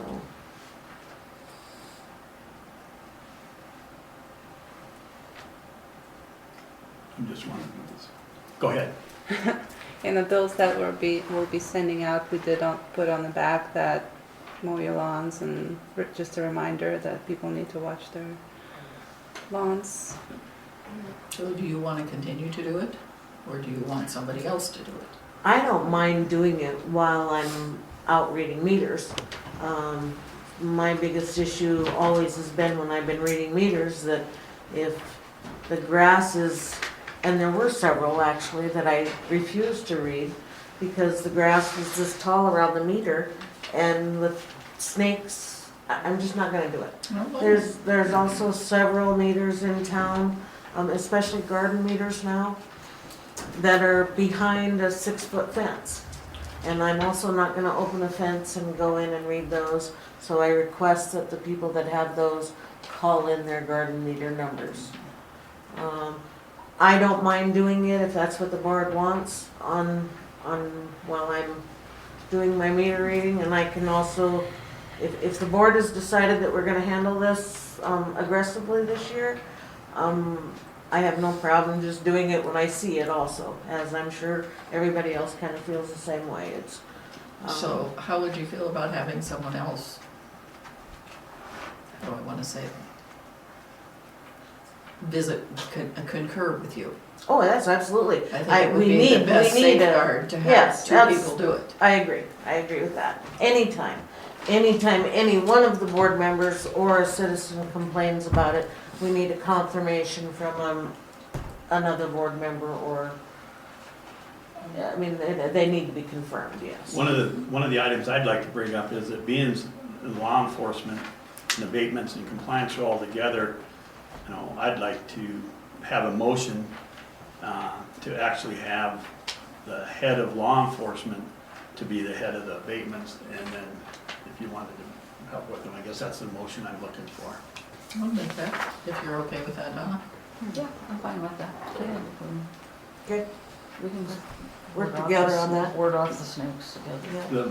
The motion was made and properly seconded to have the head of the abatements be the head of the law enforcement committee, with Linda being working with her as a team. And, you know, everybody in favor say aye. Aye. Aye. Opposed? Say nay. I have one question after that. How often are you gonna do it? Well, I've just read meters, so I would think it should be done shortly, seeing how it wasn't done during meter reading. So you And two will confer and have something within the next week or two? I would think that would be Is that very, very Okay. doable for you. okay? Perfect. Yes, sir. I think what needs to happen is that we gotta remember Custer County Fair's coming up. It's a bummer, this weekend is already here, and several of the West Main properties are already horrible on the scene it's gonna make for the town. Oh, for the, Yeah. Oh, well, there's nothing we can do about it now. If they're directed this week, then we have the 5 days, and we can send a letter immediately on them, once they're Bobby has a confirmed. I have a question. Yes. You're talking about the lawns. How about all the cars that are not registered? All the broke down cars that people don't even have the right tags on them. Are you gonna write those up too? For the cats. Yeah, on the abatement, there's two different ordinances on that, and there's the lawn ordinance, and then there's a regular ordinance on other things. And I think as you see something, as the public sees something, contact the office and say, hey, there's these vehicles here. The board will go out and look at them. I think that when the people are going around, Donna and Linda, if they see them things, you know, they're not just looking at grass. I think it's a good point that they need to look at other items at the same time. How many abandoned cars can they have sitting in their yard? Isn't I mean, it that is they there a have to rule? be licensed or tarped? No, they have to be licensed. Or tarped? I Is don't it think in there's their anything about yards? They tarp. can't keep a car in Just their license. You yard? have to be licensed. Years We ago. changed that because the tarps actually became in worse shape Okay, all right, than it would be to not have a tarp. okay. But I hear what you're saying, and that all the different things needs to be looked at, all the different abatement things. I'll have to go back and refresh myself on that ordinance, because some of them, on the grass ones, the town can just, the abatement officers can go around and do that automatically. I believe on some of the other abatements, there has to be a complaint that comes into the office to initiate the board going back out and looking at it. And I'd have to refresh myself on that, but that's the way I understand. Go ahead, Dan. There's also a checklist we did for the mowing. So whenever they came in, we had a running spreadsheet on every property for the mowing purposes. When the date was that the notice was sent out, and then the date that way was the 5 days of when they had to have it done. If not, then we would contact Mr. Ferguson and either ask for bids for that mowing or have Mr. Ferguson do the mowing. Yeah, we have a whole big Excel spreadsheet for it. Okay. Yes, sir. I guess I If need you guys have a list like that, I'd be glad to throw my number out, and if they need help mowing lawns, I can go out and mow some people's yards and stuff. Oh, that's nice. We have a program Also at with that- school to do that for the kids. Oh, cool, yeah. Yeah, with the connects. And what we had on the mowing, then, like Mr. Ferguson, they had to have a contractor's license, their insurance, and then they were able to be able to bid it. So that way it was straight across the board for Mr. Ferguson and anybody else that wanted to bid it. So if they have that, then they're able to put their name down as a contractor, have their contractor's license paid for, and then be able to move forward. I guess We don't have it. looking at that there is that if someone wants to volunteer to mow For free of someone- cost. For Yeah. free of cost, yes. And there's also through Hermosa Connect, there's a fund through Hermosa Connect, I believe it's funded fairly good right now. There's other people coming in with funds to it, that they also, say if you wanted to make money at it, and someone actually couldn't do it, then you could go through Hermosa Connect also. Sure. Yeah. But, yeah. Well, I don't know anything Yeah. about the legalities. I just like, if somebody wants to throw me a couple bucks to mow their lawn instead of do it themselves because they're lazy, it's good for me, good for them. We have a lot of older people here too. Yeah, Because they're not Kids capable. who- Yeah. Good for me, and good for them. If- Mhm. But on that there, if you're doing it for hire, then you'd be considered a contractor. And so that, but we can look into that further to make sure, because what we don't want to do is interfere with someone who wants to help out a neighbor. Yeah, yeah. Go ahead, Joan. We can consider the kids that come over and mow for whatever, 10 bucks an hour, as a contractor, and they need to come up and get a license? No. Are you discriminating the job by age then, or job?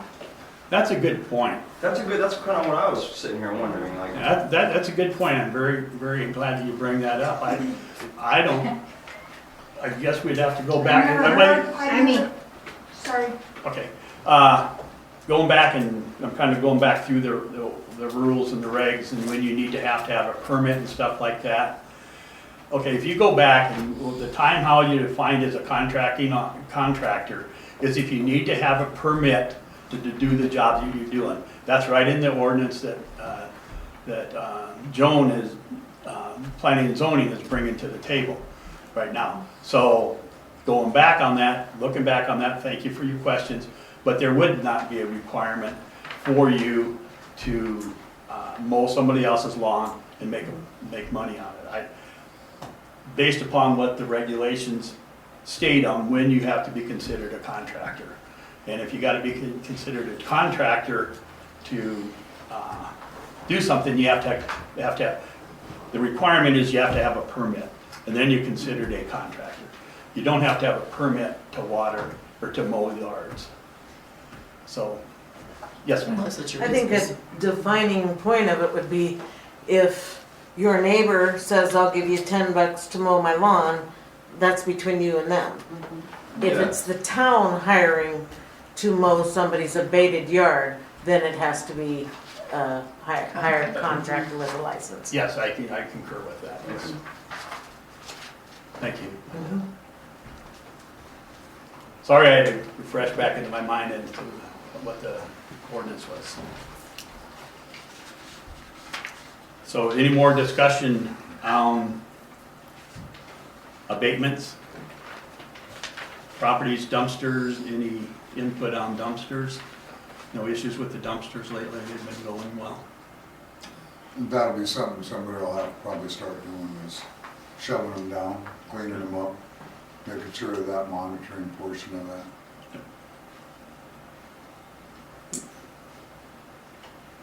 So that's in, who's responsible for streets, they would probably watch that, right?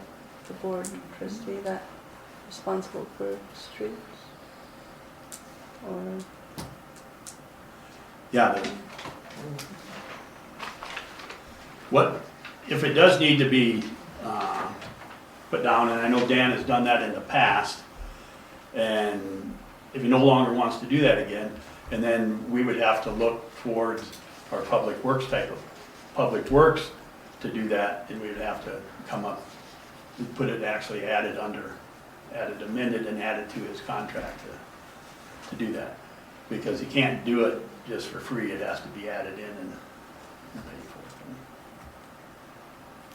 for. If Dan mentioned he didn't want to do it anymore, it needs to be done. For free, What's that? for free. Oh, There may be an interest otherwise, but if Mr. Ferguson wants to have it added, that'd be quite fine to have him take that position on too. So I think that's something that needs to be discussed it will be discussed as we have as we look into the other Public Works contract. public correct? works contract stuff. But I think we'll just look at that as we go. I think that Public Works should have the first option to look at something that's gonna be paid for. So, that falls within their realm. And that, I know that the Public Works contract is coming up in the near future, and that's some items that could be added to that, so.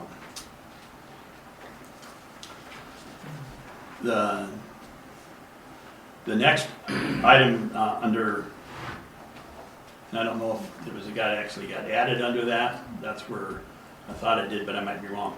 But tomorrow, at the Custer County Commissioners meeting, they're talking about the law enforcement contract up there. And I know that you're the primary on it. I think the head of the law enforcement should also attend that meeting also, if that's possible. Okay. So who would get paid? Can we make them, some of this stuff is new, so I'm just taking my time thinking through it.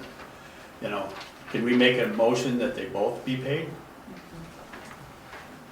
I would think so. I'd make that It's motion. not on the agenda though. No. No, not on the agenda for both of them to be paid. Well, if that's the case, then I volunteer to go up as an alternate, as a vice chair, law enforcement at no pay then. Thank you, dear.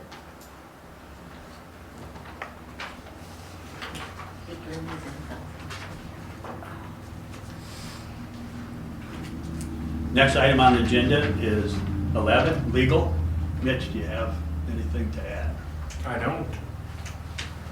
Thank you for performing the oath of offices. Appreciate that. Item number 12, engineering report.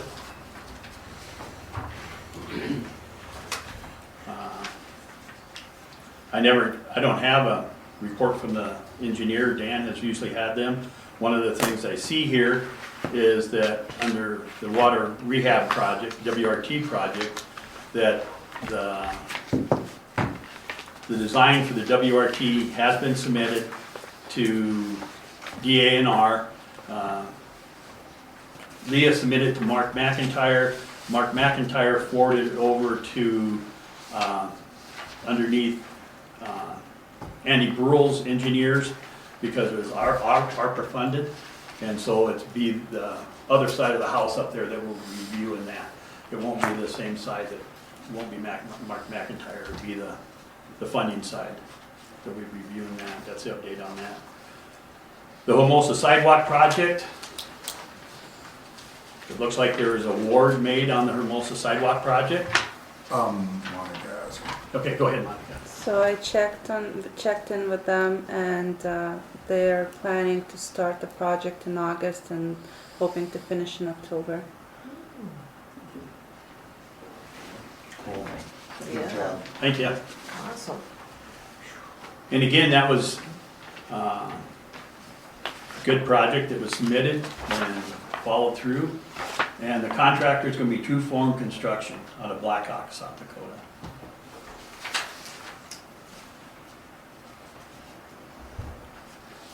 Sewer. Oh, go ahead. And the final price for the for the town will be $50,103.89. Thank you. Joan. Joan? I just noticed, wanted to mention under that total for the town, I believe the 2145 for the non-infrastructure portion has already been submitted and reimbursed to the town of Hermosa a couple of years ago. You might want to check with Gail on that. Okay. Because we did that, this was originally started in 2019, and we did the non-infrastructure classes and programs right away. Thank you.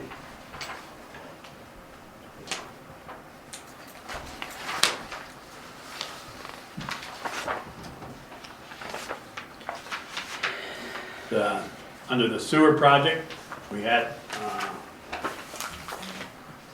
Attorney Haig gave us a little bit of input on what's happening at the state level on the lagoon design and expansion. We have here that I believe it was, they submitted the plan, resubmitted the plans again on 6 June of 2023 for review.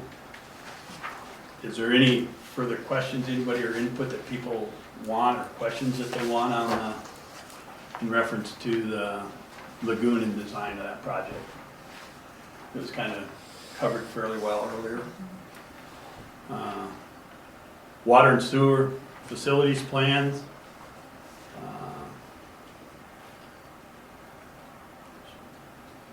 I don't think there's actions that need to be taken on that. Again, like I said, I wasn't provided with engineers' input on these projects, so.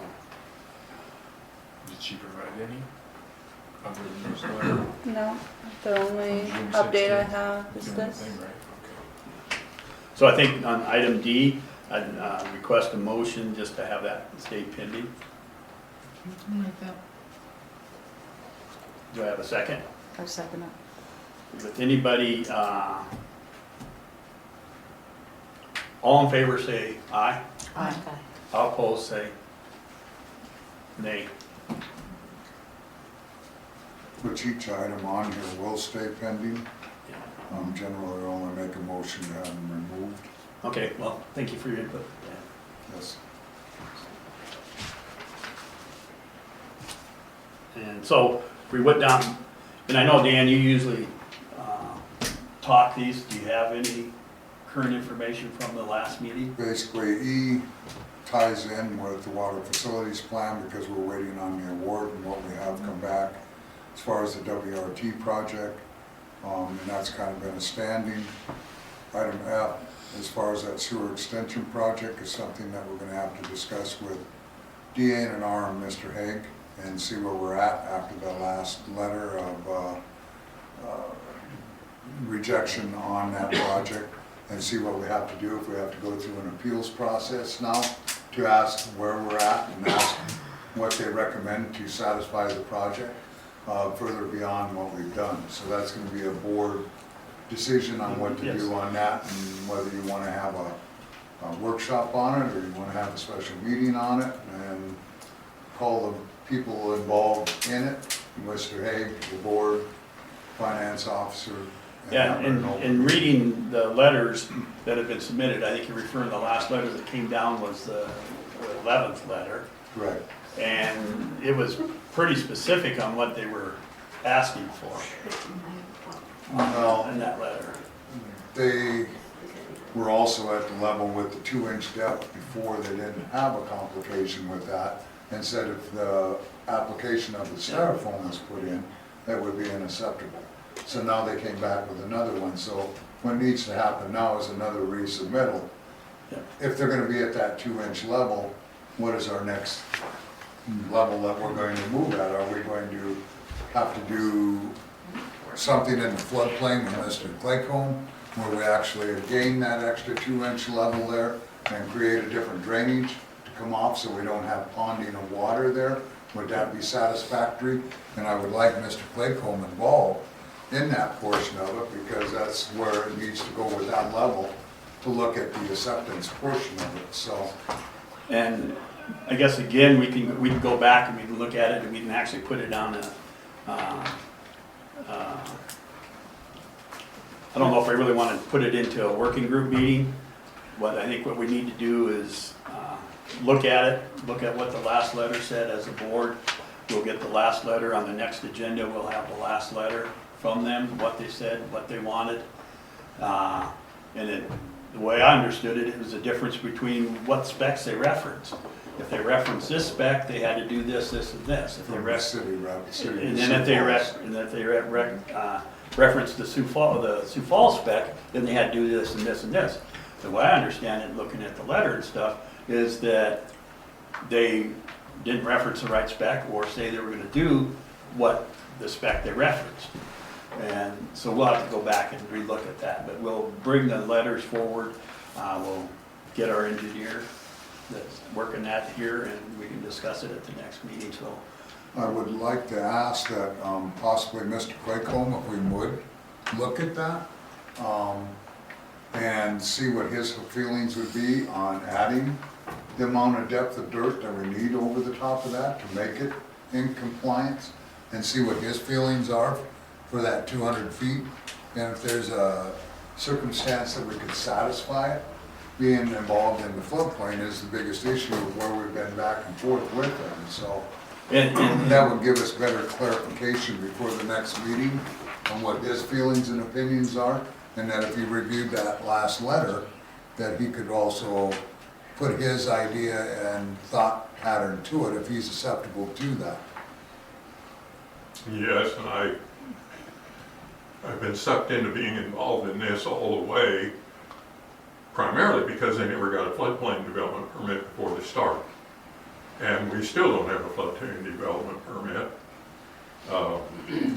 And I have some ideas what might get through the state, but I think the only way to do it is sit down in a meeting with ACES and the board and the attorney, and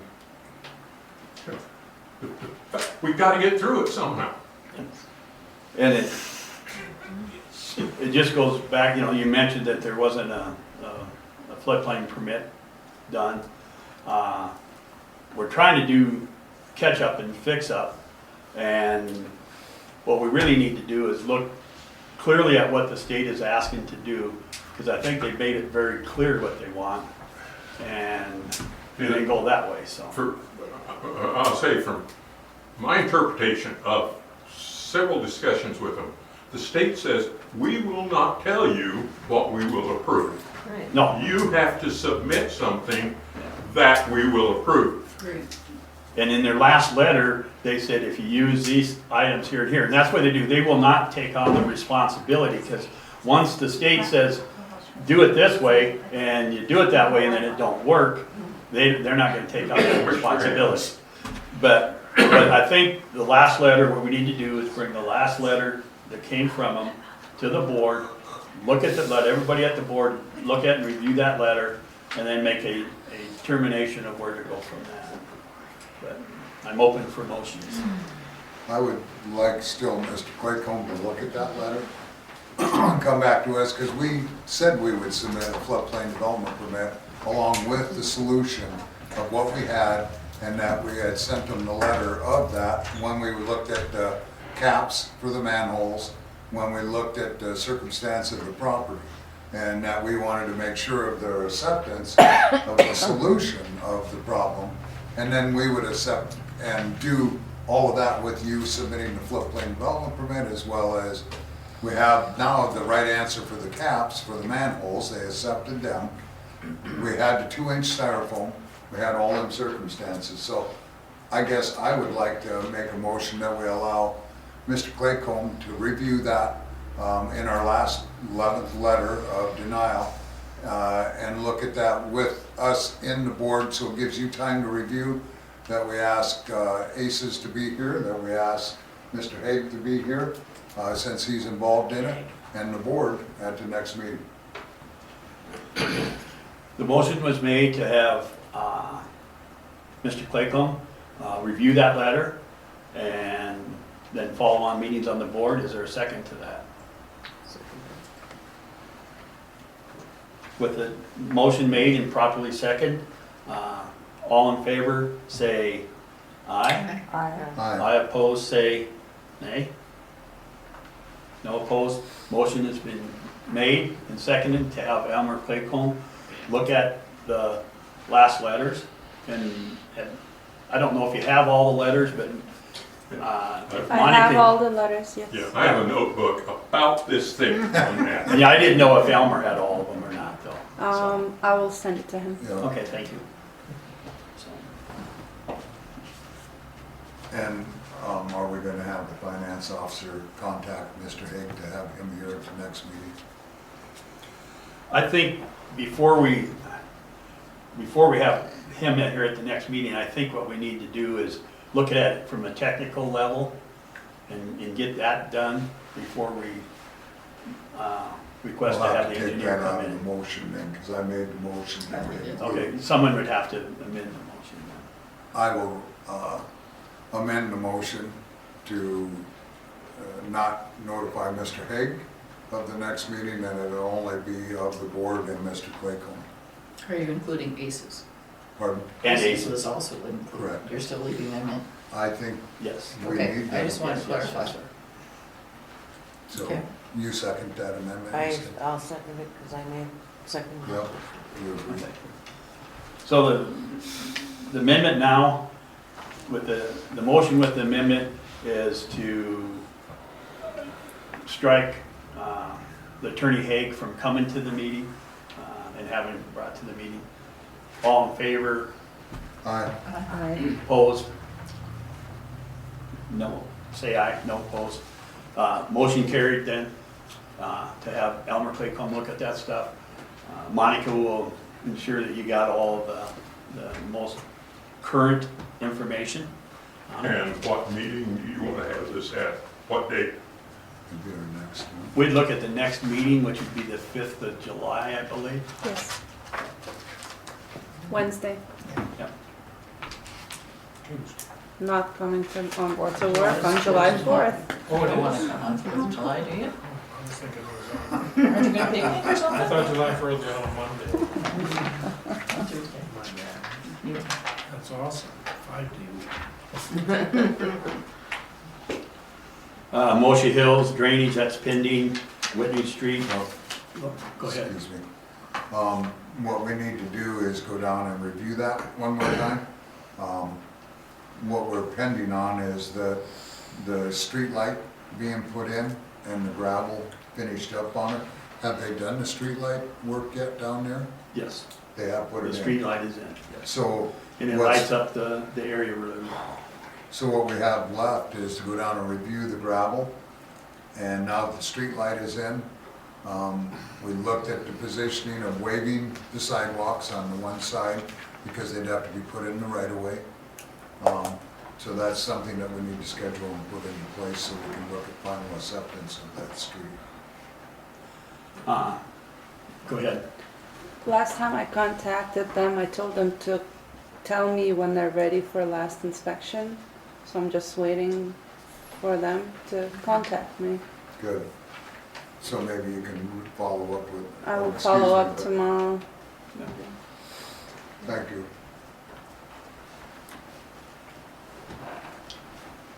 Whitney Street drainage, is there anything new on Whitney Street drainage? All that is just on there for pending, for purposes of monitoring it, as Mr. Urban has been down digging that little channel going over to the culvert there, and then seeing if that water recedes because of the school situation and circumstances from the groundwater on it, and timeline will be on that, so that's always going to be a pending situation. Item 12I, facility plan for booster station water meters, that is pending. And that'll be something else that this board will need to decide where we're at with doing that booster circumstance, or whether we want to or not. after we get approval back from the WRT, that'll kind of give us an idea where to go with that. And if we apply back to the state or to USDA, so that's just an update. And item J, rural development application pending. That's They tie together. still pending. Yep. Okay.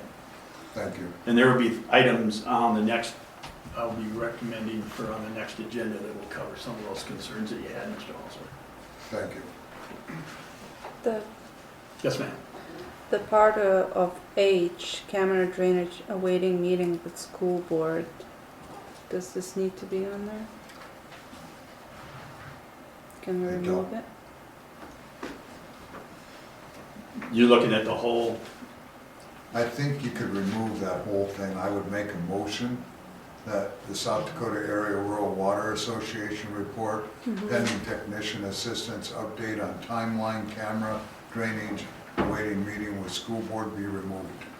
And that we only have Whitney Street drainage pending. Yeah, I'll is there a second second? that. Okay, the motion was made and seconded on item 12H to remove the South Dakota AWRWS report pending technical assistance update on timeline, camera and drainage, such the waiting meeting with the town board to that be removed. All in favor, say aye. Aye. Opposed? Let's say, I guess you say it. With that made, the motion to remove that has been made, voted on, and approved. So that will be removed from the item. Any further questions on engineering? Yes? Not necessarily a question, but I think everything that I might have any input on has been covered. Would I be safe to go home? Yes, sir. If you come up with anything else, there's always a telephone. Thank you, Elmer. Thank you for Elmer. coming. Better have a cupcake. Yeah. Cupcake, A couple of cupcakes. It's not overtime. The next, You have a good night, thank you. We had one other item that was on item 12, the letter from ACES that she did her status report and basically updates on where the projects were. But at this Number point, two. she said she would resign from position 2. And where we're at on that, I guess I don't know if I, it's under your FYIs. oh, okay, I guess I was looking at under FYI and not under the, under She 12. sent it after I made the packet, so I just usually Okay. put it Yeah, and I didn't, in additional. yeah, and I didn't know that, there wasn't a motion made to have it added, so. Okay, So with where she had approached it is basically where the WRT system and design and coordination stage of the plan and the review was offered, and where her final billing is on that status of that portion of it. She also put in the total project is at 65% completion, waiting the state, and then it would be reviewed from there. She put in what she was remaining on the lagoon system updates from South Dakota DA&R and additional design and modifications that she had left on that portion of it, and then services that were provided on the lagoon system and additional design.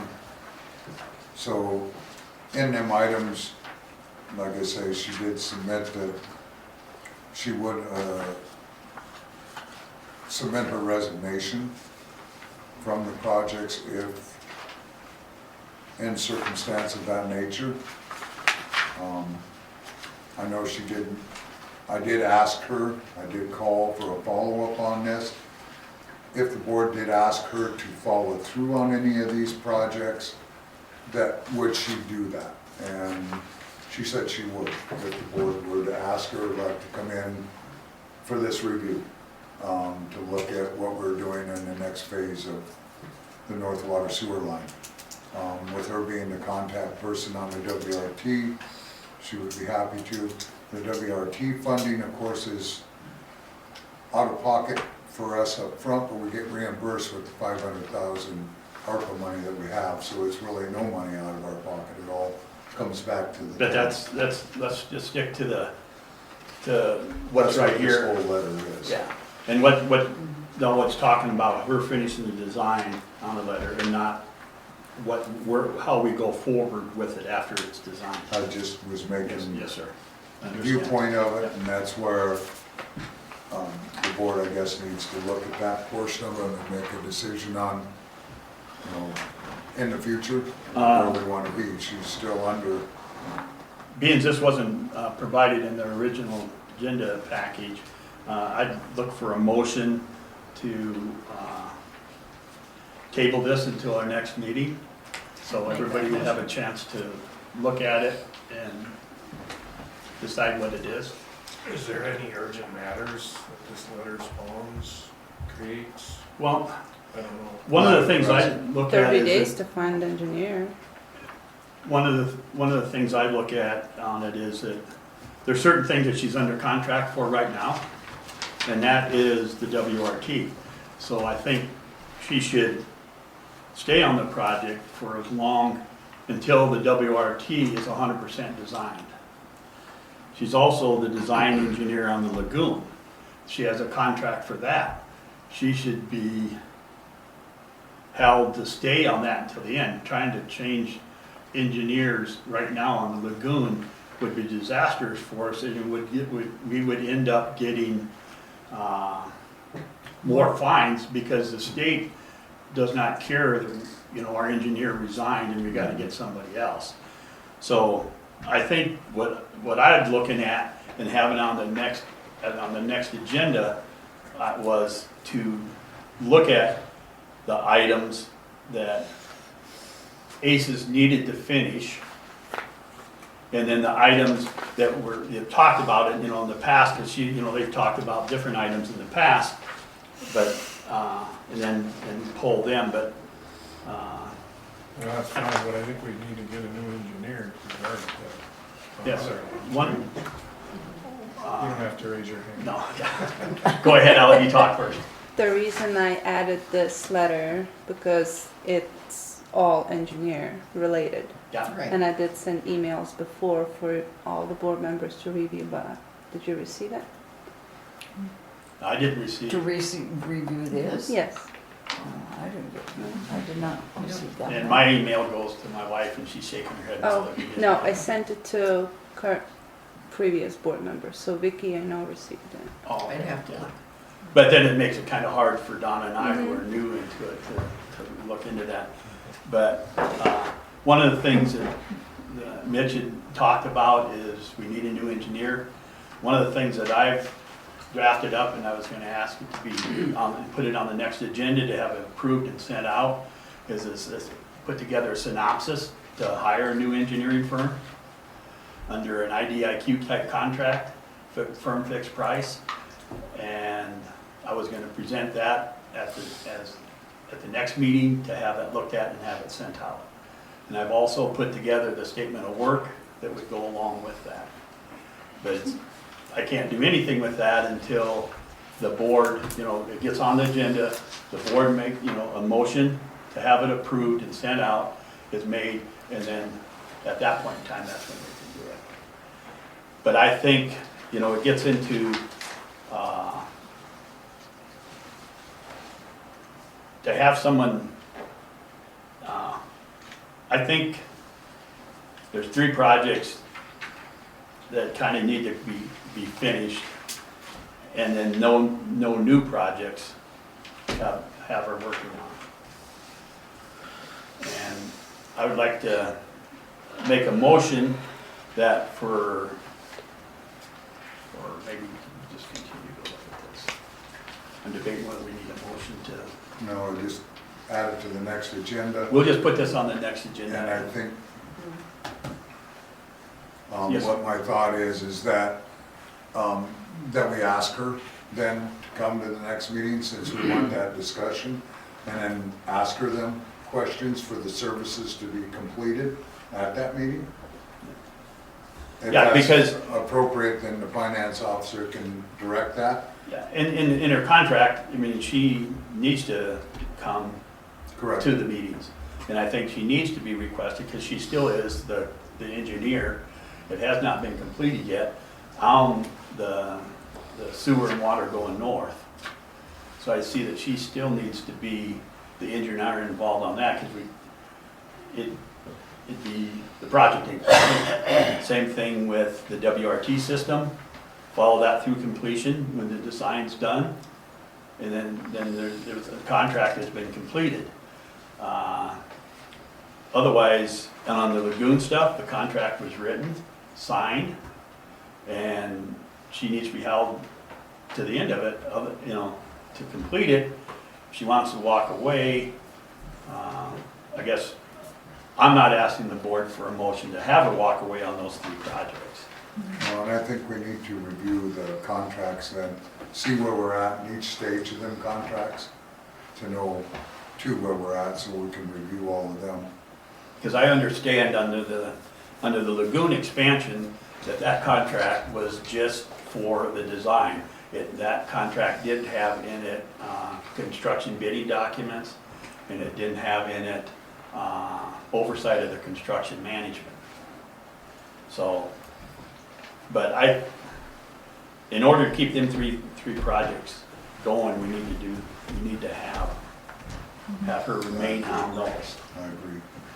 And do we need to, I'm just gonna put out for a motion that those 3 projects, those are the only 3 that we, looking at that. Any other new, okay, let me get this back so it's easier for everybody. Request a motion to continue using ACES on the 3 active projects that she had. The water and sewer extension to the north, the WRT, and the lagoon expansion, and any and all other projects that were discussed with her go no further. And basically, I would.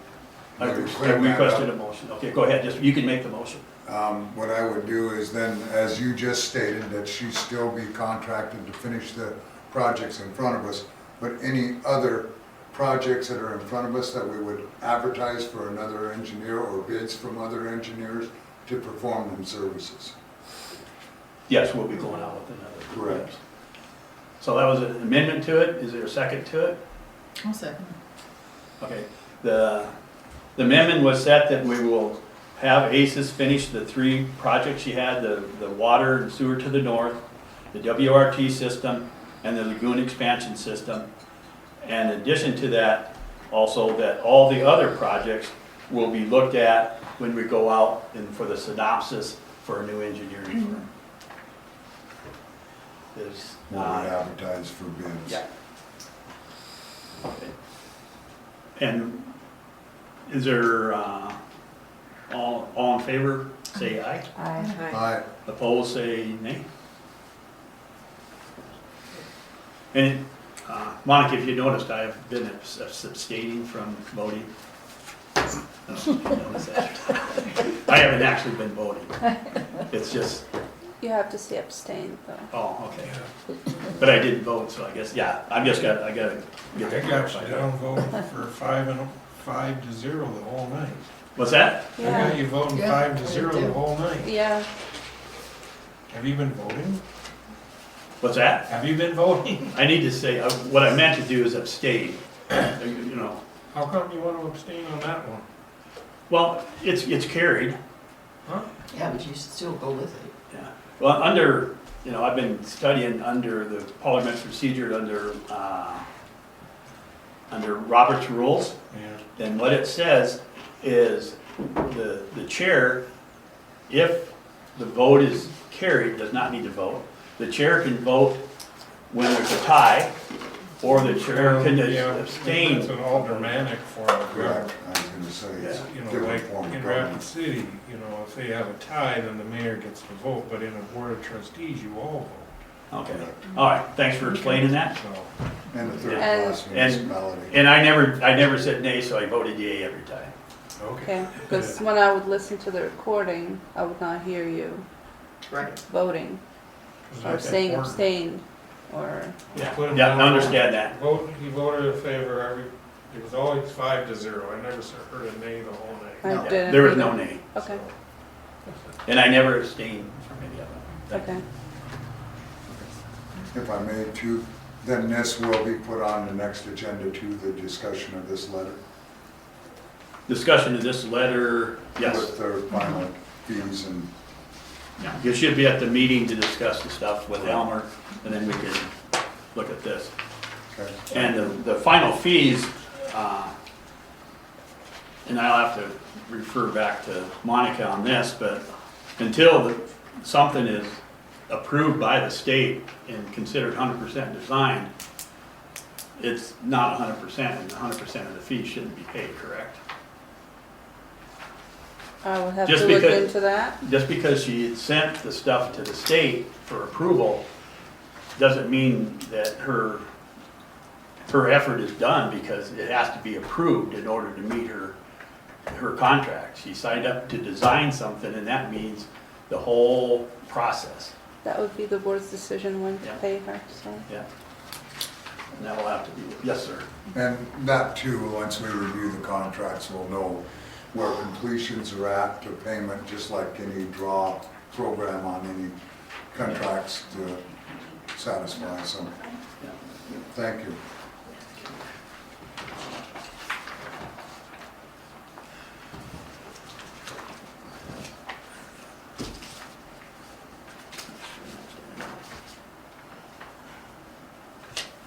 Now, item number 13, planning and zoning.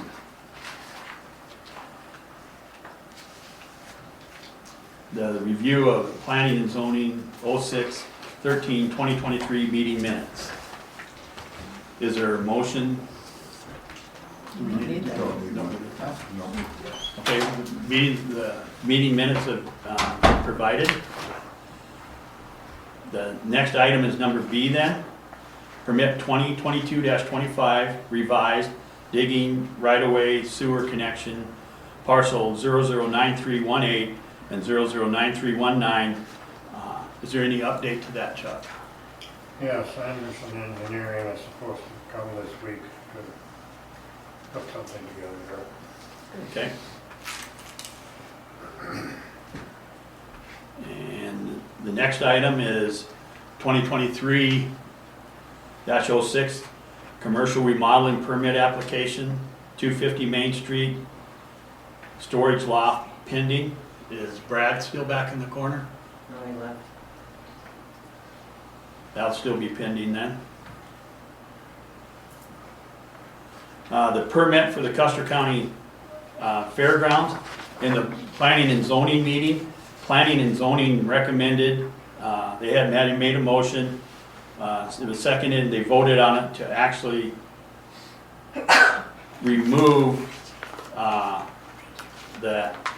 permit request from their agenda. Is that correct? Yes, go ahead. No, the permit has already been submitted and filled out.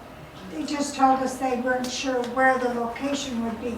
They moved it from across the road, which isn't government property, Yeah. onto the fairgrounds. So what our motion actually did was, it's been a year practically. We just accepted the permit as is.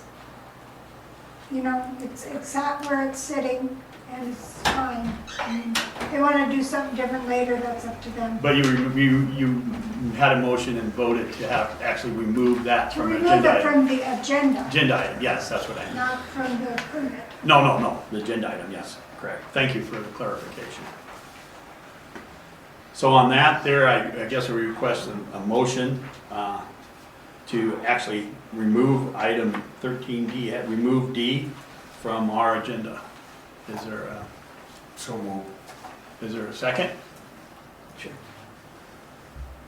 Yes. Yep. Okay. Motion was made and seconded to remove from the, as an agenda item, not the permit, for the Custer County Fairgrounds from our agenda. All in favor say aye. Aye. All opposed say nay. Aye, I said aye.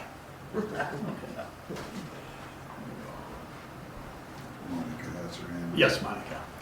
So the one thing, Joe, that got in the packet, you can see, if the land upon which any fair established pursuant to the provision of this chapter is annexed by a municipality, the Board of County Commissioners shall continue to regulate maintenance, construction, and supervision of the fairgrounds. So, Just like Rapid City. so does the town actually need to issue the permits since they, That permit was issued because they moved it from private property onto the fairgrounds. And I believe they were already part of the town before the county ever owned them. Right. They were owned, okay, so. yeah, that was just something we found, so. Okay, well, thank you. Awesome. Can I don't know if this would be the place to discuss this, but I did notice when I was reading meters that the fairgrounds, it says, there's a very small sign posted when you go into the fairgrounds that says no fireworks allowed. And it's very small. So That's always been there. it didn't look like it had always been there, But I but think I there's think- been, I don't- there's There's been been one? one. Yeah, Yeah. I think there's been But- one. Yeah. so that's, and of course there are law enforcement now, so they'll be the ones having to regulate that. That's always been kind of an issue at the end, so I just wanted to point that out. Thank you. Item number 13D, planning and zoning, the permit for the Custer County, whoops, I gotta go up. The ADA compliance, Hermosa Community Center. And on that there, in the planning and zoning, they recommended and vote to extend the deadline for the deadline for the ADA compliance as in reference to the handicap stairs. And they made a motion, it was approved.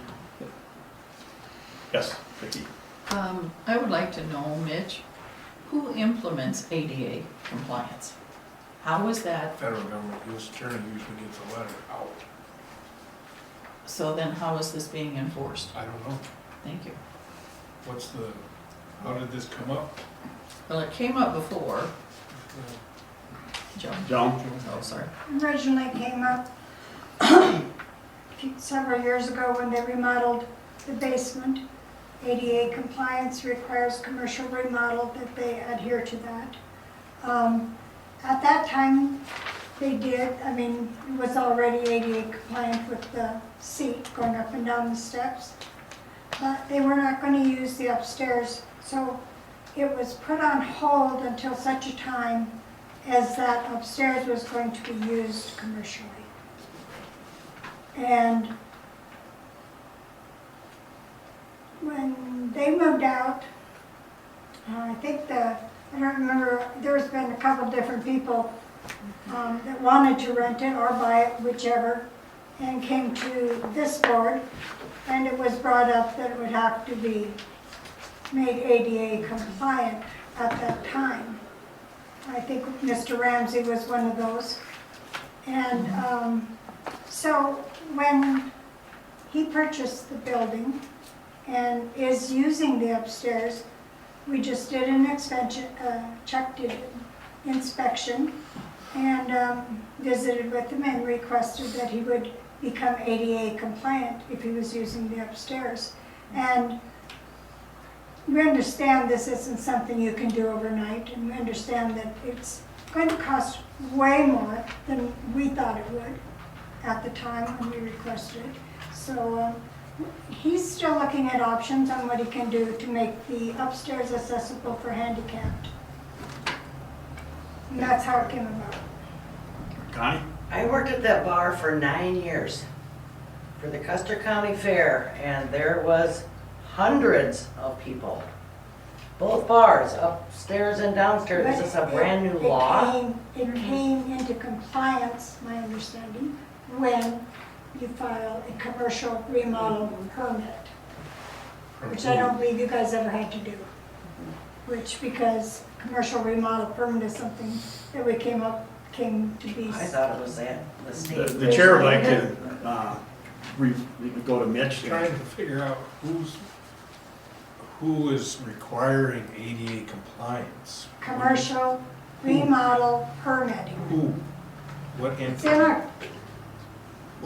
What entity? town of Hermosa Town of Hermosa. permitting. In our permit process. And it specifically references the ADA? I guess I'd have to, I don't have a copy. I thought any commercial building would have to go by ADA since 1993 or something like that. They do. So he It's has all- a They do, commercial. Please raise your hand. They do, I'm just trying to figure out who would, I believe enforce that it. it's a federal law It that is. when you remodel, It is. it comes into Because compliance. if you don't comply, then the U.S. Attorney's Office sends you a nasty The letter. town of Hermosa accepts a remodel permit and does not require and inspect it for ADA, then it's also the town's problem to be out of compliance, correct? I'm not sure on that at all. Well, maybe, you know, that's how we, I'd like to that's look how into we it. read the law, and it'd probably be a good thing for you to look at it and see. I'd like to make a motion to have Mitch look into this and just see exactly where we need to be and if we're in the right place. May I say something? I'm- We have a whole book back here I mean, of everything. understand, I'm looking right now for a motion to have Mitch look into it as the town's attorney, to look into the ADH and then look at our ordinance and make sure that between what needs to be done and what our ordinance says, is that all correctly being done. And we make a motion to have him do that. Is there, I'll second it. is there a first motion? I can't make a motion, I request a motion. Okay, I'll make the motion. Third class municipality again. Okay, and the second? I second. Okay. All right. So the motion was made and properly seconded to have Mitch look at our ordinance, look at what the federal rules and laws on it, and just to make sure that what we're doing and how we're going is, I'm not questioning how we're doing it, I just want the review of it. Absolutely. Yep. So all in favor, say yay. Aye? Aye. Aye. Opposed, say Nay.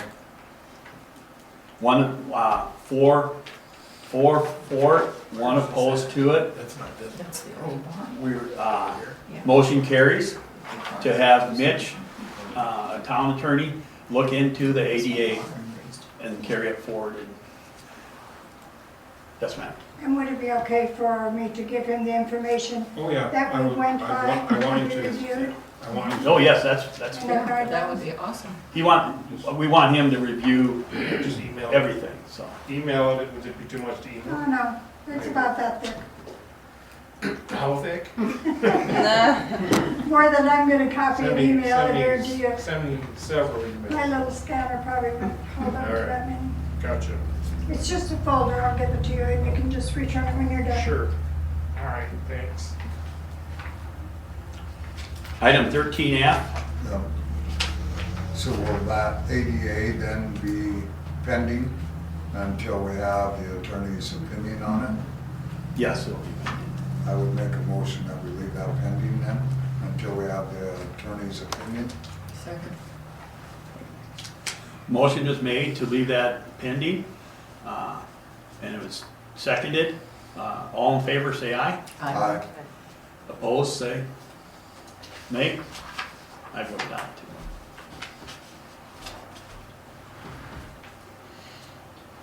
Moving on then to the next item. Call the home. Item F. Manufactured, yeah, I got it.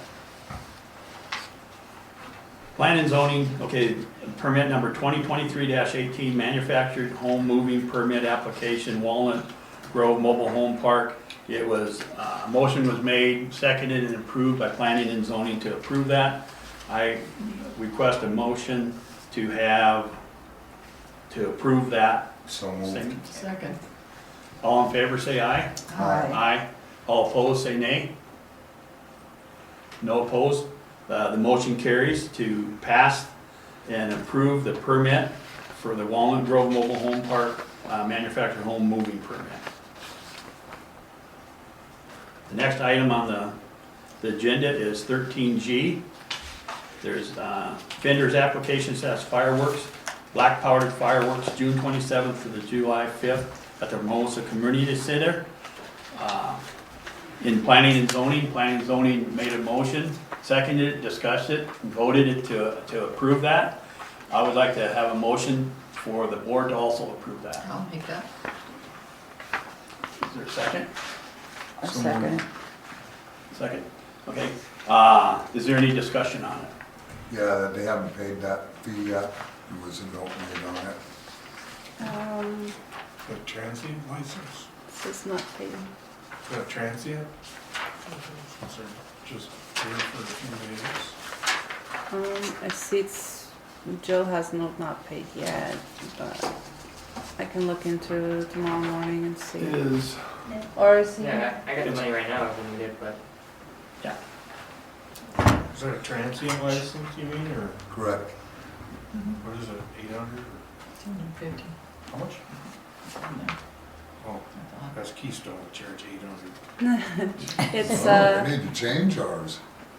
Geez, we- So, never mind, sorry, you trying to panic. We gave him heart failure. No, it's 800. There was a question, Joan, that he had about the cost of the permit that you guys had discussed. We went by 1 week and then a couple of days, it came up with 150 since you didn't need it for a month. Okay, all We right. just agreed to do it that way. And 5% of the gross sales, which you, We don't know yet. right, you pay that after the fact.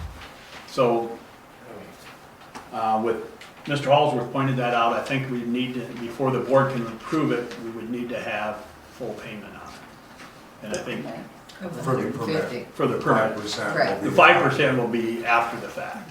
Yeah, because they're sending that into the street. Was Nick, I can't see Nick back there. Were you able to pay the 150 tonight then? Yep. Okay.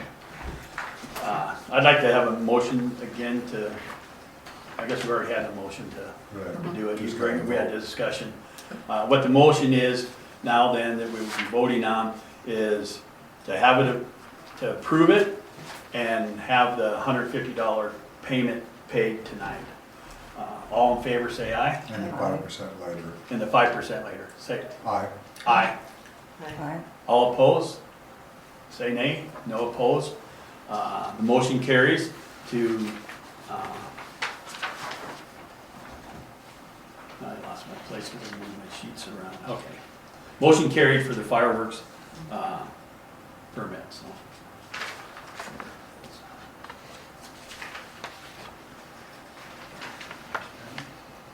I'm sorry, where do you get this 5%? It's in The our, board's It's, Permits. schedule, fee of schedules, right. that's a separate deal, not in the ordinance? no. Oh, okay. no. It's in the The fee fees are schedule. all on Gotcha, the it's per schedule. current fee schedule, okay, Yeah. gotcha. All right, just checking. Good job. Thank you for your input. I wanna charge people things that we can't. So, under 13G, vendor's application fireworks permit was voted on, approved. We'll go on to the next item. 13H, the contracting license ordinance. It was reviewed by planning and zoning. Motion was made, seconded, they discussed it, and they sent it to the board here. I guess what I'm looking at is for a motion to approve the contracting license. I'd like to make that motion, but I'd like to have section A go back to the original wording. Do I have a second? Not, Wait, what are you doing? You're Oh, gonna really? do we're ordinance not, here? Ordinance, this is a draft that Oh, would, it's just a draft, we're not having a first reading? no. Yeah. Okay, Okay. never mind. So we But what need we to- need to do is approve the draft. Okay. Yeah. Gotcha. I'll write it. Yeah, so my deal is I'd like it to go back to the original verbiage of section 8. I Instead of don't the change have that it. was made. This is what section A's original verbiage is. And there's some change towards the end of it. So, Here you go, Mitch. I'll need that. Yeah. I'm And gonna share for a minute. This is the language you want to keep. instead of the proposed language, section A, and I believe that's one of the items that, there was one abstain, one vote negative about not sending it to us, and it was from Joan, and the reason is she wanted to see that portion left in. They also, on part of it, they added 12.06, the enforcement stuff, and a lot of that stuff there covers some of the things that Chuck has ran into when you have a prime contractor and 18 subs doing work. You know, can you pass down all your permits and all that stuff that way, so. Okay, 13, this document here that says 13H on the chapter 112, that's the current code, ordinance code in our book? Yes. Okay, and what are you wanting to amend? Which section? all the B, I need to know the sections. 12.03, requirements and obligations, was one of the things that they changed. Item A. Okay, so item A isn't gonna define construction? This is the new, and what he gave you is the old. And the motion in it Oh, was, this is the new? no, That's the old? Yes. So I thought, So yeah, this, no, yeah. okay. this gets completely X'd out. No, No. that's no, what she's asking. I'll send it to you, the That's- no, changes that we made. Just a second. The motion that's there is to approve the draft with that section being put back in place of what's here. That's what the motion is, and someone to second that motion. Okay, there's mud. Do we actually need a motion when we're just doing the draft? We don't. That's So- what I was raising my hand about. Oh, I'm sorry. No, you don't need a motion for a draft. No. That's I'm just trying to figure out. But I'm what just the trying to draft figure, I'm just trying Trying to cover to all keep the bases. business going through it as a business item. It's a business item that we're trying to work, and is what I'm just trying to get through. Yes, 13 My H. thoughts would be generally, if you don't agree with the way it is right now, you voice your concerns and your changes, and make a motion to send it back to P&Z for changes. Also, generally when we do something like this, and Monica would know that of course, but you leave the original there by crossing it out and adding the new below it in red, so that people can see one and the other at the same time and know if they like those changes. Chair recognizes Mr. Hallsworth. And also then, what we did in discussion of this is, with it being brought to the board, whether we agree with going back to the original or leaving with the new construction. What we were following was our inspector of public works was having the complications with all these extra contractors coming into town, roofing, siding, windows, irrigation, landscaping, Midco, everything else. And he had asked that we make this change so that it was more clearly understood. We had talked about in the engagement of the construction without a permit, that yes, if you called for a plumber, called for an electrician, called for anybody for in-house services, that person would not be asked to have a contractor's license. But anybody else in town, it's hard for him to distinguish if there's Midco and he has 10 subcontractors who to do. But I think that's Roofers covered, or- I think that portion is covered in the 12.07. But that's why they wanted this first paragraph changed, is what was brought forward. That That's was good. the main reason we even started looking into this contractor's ordinance, because it said permitted projects. So let's say Miller's Construction comes and does work for the town. There's no permits for him to fill out to do it. So he doesn't need the contractor's license then? If Miller Construction comes into town to do work and the town hires him, one of the stipulations is he has to have a contractor's license. Permitted projects. That isn't what,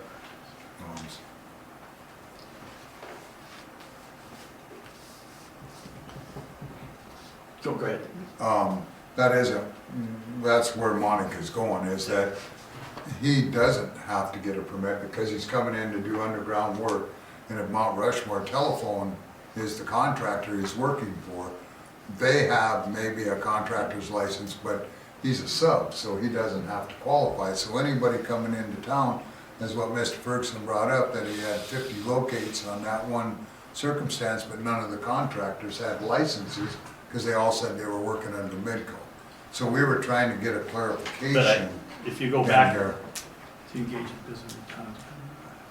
of more clarity. Oh. So. Yes, Joe. If if that were the only change, it would probably make more sense to change it under your contractor's license and request names of subcontractors also be licensed. Good idea. And in looking at this, when I was looking at this, if we want roofers to have to have a contractor's license, and then we need to require roofers to have a permit. And then it would fall under this, because they were required to have a permit. Except roofs are usually home maintenance. Yeah. And that's what I'm saying. And so, and then that makes the circle. Exactly. If it's home maintenance, and then we don't need to have them contracted. They don't need to have a license. And so that's why I'm looking, I was thinking when I read through the 112.6, that covered the concerns about having the licensed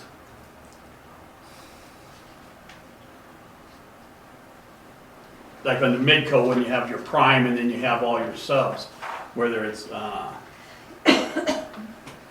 they have to comply.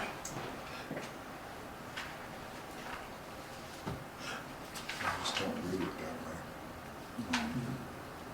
Under 06. But I guess, go ahead. So let's say a resident calls a contractor to fix the roof. They got a hole in the roof.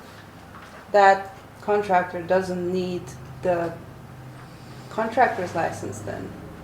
So let's say Chuck goes and sees there's Action Mechanical or whatever smaller company that don't usually take out the permits, and they're fixing the roof. So they don't need the license. Well, Chuck would know that they didn't need the permit for the roof, because Chuck knows what the permits are needed for. So no projects that don't need the permit don't need the contractor's license. That's why it's written here. Okay. And the motion was to prove that, and then we went into discussion. And now what we're looking at is, we're still having a discussion on it. And I think maybe what we need to do is have a motion to have Mitch. Yes, I'm looking at 88 stuff. The motion to have Mitch look at this. What we want to make sure of, and the intent of the change on this is, if I understand it, and we're in discussion so people can add to it, is that we want to make sure that a prime contractor, Midco, comes in and has a permit, that then he subcontracts to 7 or 8 different, heavy constructors, all kinds of them, to make sure that they have to have their contract permits too.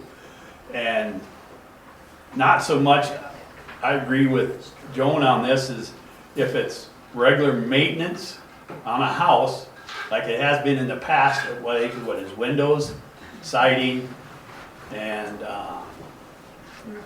roofing, that's maintenance on the house, and that they don't need to have a town permit on that. That's the way I understand it.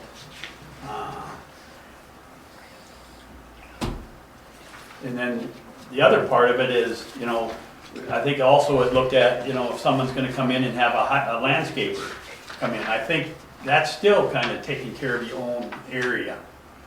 Now, if the city was gonna hire someone to do a landscape project, say down at the park, and then, yeah, they would have to have a license to do that.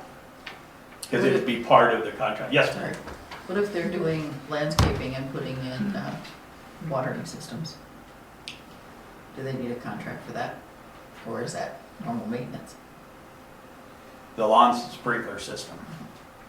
Would they need a permit from the town for That's that? not normal, that's complicated. Okay, I just that's had one put in. what I'm asking.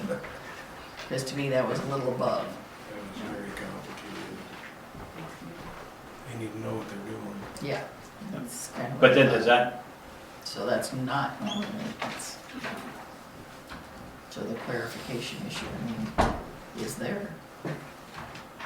So maybe we need to put this back to pending and spend more time researching and looking at this whole deal. I think so.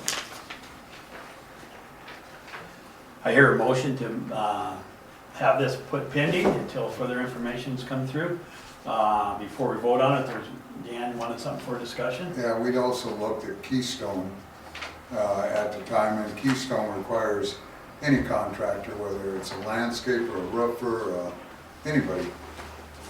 And I'd like to look at their ordinance, because, like I say, when I went up there to landscape and do work, it's like they had a magnet. I tried to sneak in the back way, and they nailed me. You know, that I had to pay that $150 fee before I, it's like, how did you guys even know I was here, man? I'm in the old part of Keystone up on a hill, tucked in the backyard. Cameras everywhere. So that's what we were trying to avoid. Well, I'm gonna go to Keystone Chuck. ordinance. Chuck, go ahead. Well, one of the problems that we ran into, it doesn't matter if they're roofing or putting windows in or landscaping or whatever, is liability.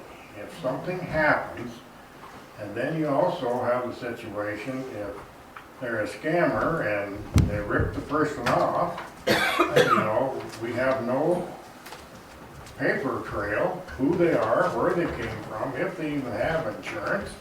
So that's where the sticker comes in, is whether or not they have liability insurance.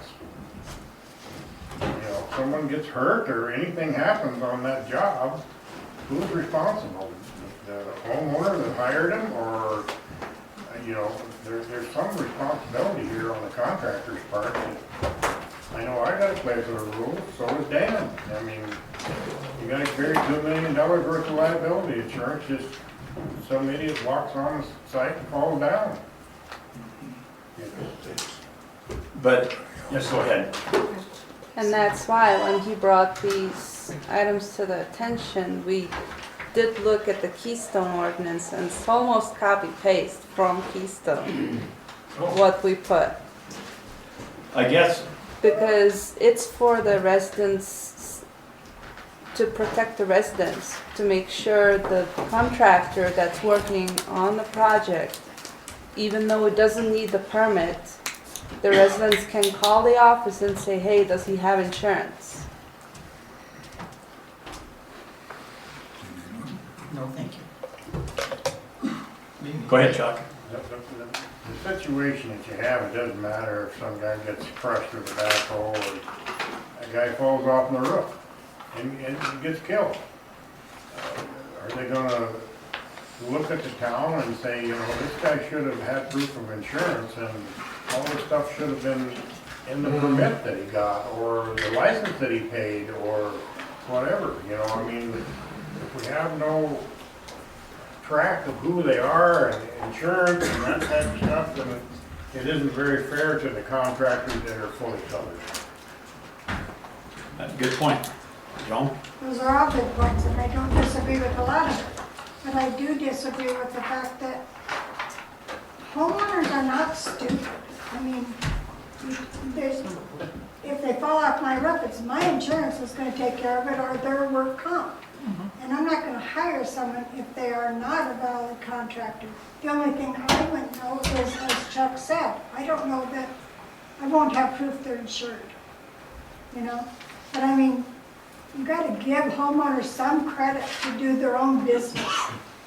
And that's the one, kind of the way I'm looking at it a little bit, is that how far do we want to regulate down into someone's home, in someone's house? And I mean, why would the town be responsible on my property? I don't think that would happen. But I understand what he's saying totally.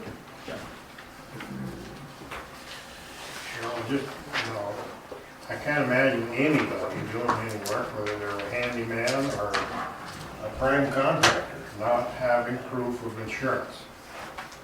It's just, and if you don't have a paper trail, you don't have that. The chair recognizes Mr. Halter. I would like to make a motion that we leave this pending as what Kramer said and have Mitch please bring us the Keystone ordinance on this to review. Or do you have it already? It's I have it almost out in copy the truck. paste. to So what it this is. That's what I thought. But under this here, when you're looking at, under A, you have construction, and you're defining construction, but then up above you have definitions. Definitions should be under the definition section and not down in the other section. I would second Dan's motion, excuse me. Well, if we, I'm sorry.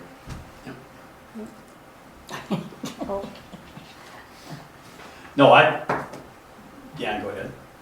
If this is copy paste from Keystone, then there's nothing to change. Well, And I would you just withdraw my copied, motion. you just copied paragraph A here though, right? And a few more there. Oh. And the description's coming, I forgot, and I apologize for that. That's why we have you. Best, it might be best if they have the Keystone ordinances, Mm. just to have those, the section. Yeah, and if the board doesn't want to change this A that says permitted project, I don't see the reason to change anything on the ordinance. Well, the because that board was hasn't made that decision yet. We're still, the motions were made, and there's been discussion, and then there's been other motions made to go back. I think, I withdrew mine. Thank you. well, Have it out in the truck. You guys keep talking. Thanks, Mitch. You have my permission. I feel so much better. So are we voting on pending or not, or did you withdraw that? I'll withdraw my motion now that I know there's no reason to spend more money on Okay, looking into the Keystone ordinance now, and I think with it, I think where we're at with A and what we have here now in the new A is finding that harmony then that we can still have every contractor be responsible and have a contractor's license, but the separation where home services, which I feel, as I've read this again, is protected. If you want a wash machine guy, a refrigerator guy, a window guy, or whatever to do something, repair on your home, you're allowed to do that and not mess with your inside services. But if it's somebody that's doing any other work in town, they need to have proof of their insurance and licenses, so it takes care of the black haulers coming in and out. yes. I don't see a big difference between someone I call to come into my home and fix a refrigerator or a washing machine, or someone I call to my home to replace a window. And yet one's gonna need a permit and one isn't. The only difference is you can't see who's inside my home. That doesn't mean he's not driving a truck with his business name on it. I mean, and do we actually have the people to enforce something like this? We're not Keystone, we're not that big. We have one guy here that you expect to do it all and ask the question every time you see someone doing something. And I'm not saying that's wrong, I'm just saying I don't see how we can even enforce such a thing with one person. And I guess we're kind of following his word as he is the inspector.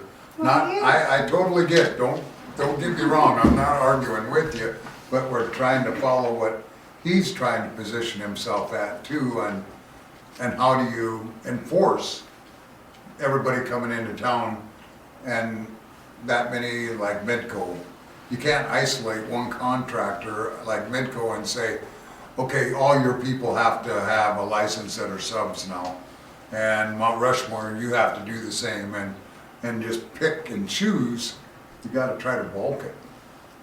That can be done they can do that in the permitting, when they get a permit.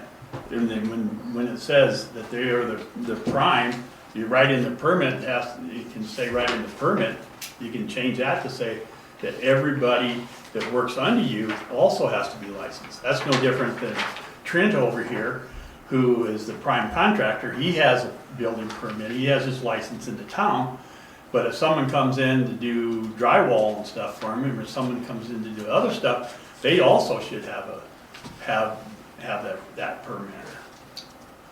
And Do you want it? A copy? What's that? You want to make a copy of it? Just this page and this top. All it is. This. They will not provide themselves on the list. Trent does. Yeah. That's the difference, he Yeah. pulls a permit. yes, Chuck? One of the things you run into is that if somebody gets some major hail damage on their house, they come in, re-roof it, put new windows in, new siding, maybe do some repairs on the deck, $35,000, $40,000, $50,000 worth. And they don't speak a word of English, so you can't communicate that, you know, you really need to get a permit here for all this. It's not a very level playing field, is what the problem we have. I mean, maybe you should put a dollar amount on it. You know, we have had people come in and absconded with $35,000, $40,000 and didn't do the job. No paper trail. Who they were, who the company was, the homeowner's just out.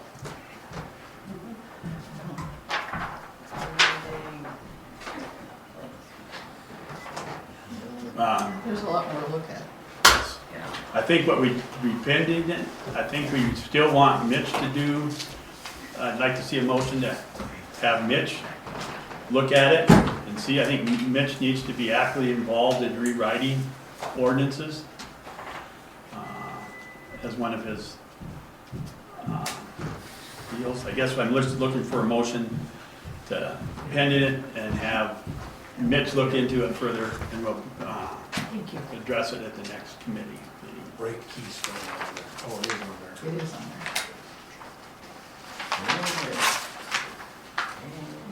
there. I'm hearing a lot of positives for the change.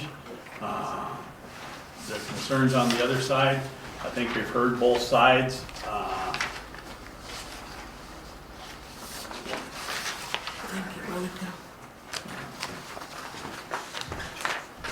I'd make a motion to make this pending until we do more research and until Mitch has his hand in it. Is there a second? Yep.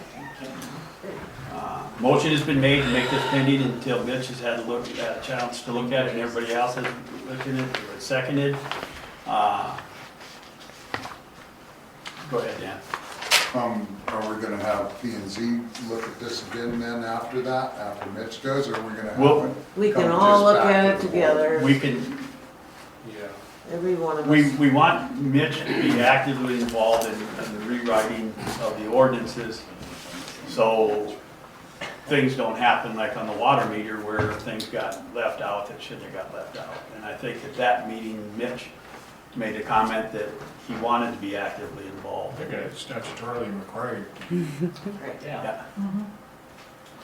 So I think that we let Mitch review it, and then when he comes back with what his review is, and the language and stuff on it, personally, it's the board's decision. I just had a little, it just wasn't really clear to me exemptions for certain things, but I'll go with what Mitch says. No further discussion, we'll go ahead and vote on the motion. All in favor, say aye. Aye. Opposed, say nay. Aye. I opposed, I voted for it.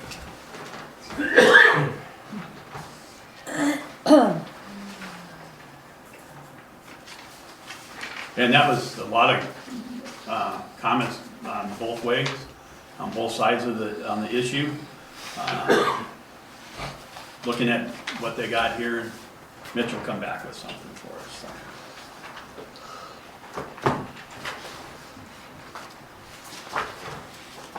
But now moving on to Public Works, what Chuck's been sitting there trying to stay awake for, the committee reports from Public Works. I don't have anything on streets. They did finally get down and fix that street light over and down on the lower road. And I think we have 2, maybe 3 that are still the old original lights. We do have, I believe, another 1 or 2 in stock. So when those go bad, we do have them. The prices went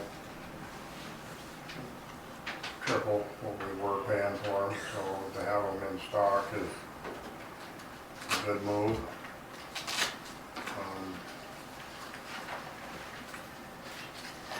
Then on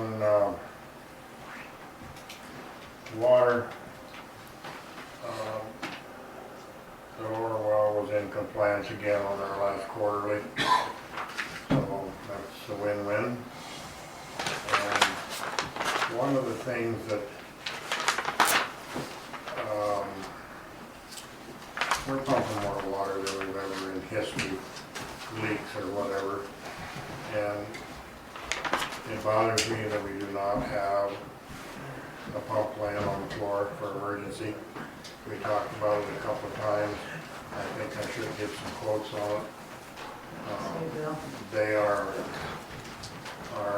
universal between the two.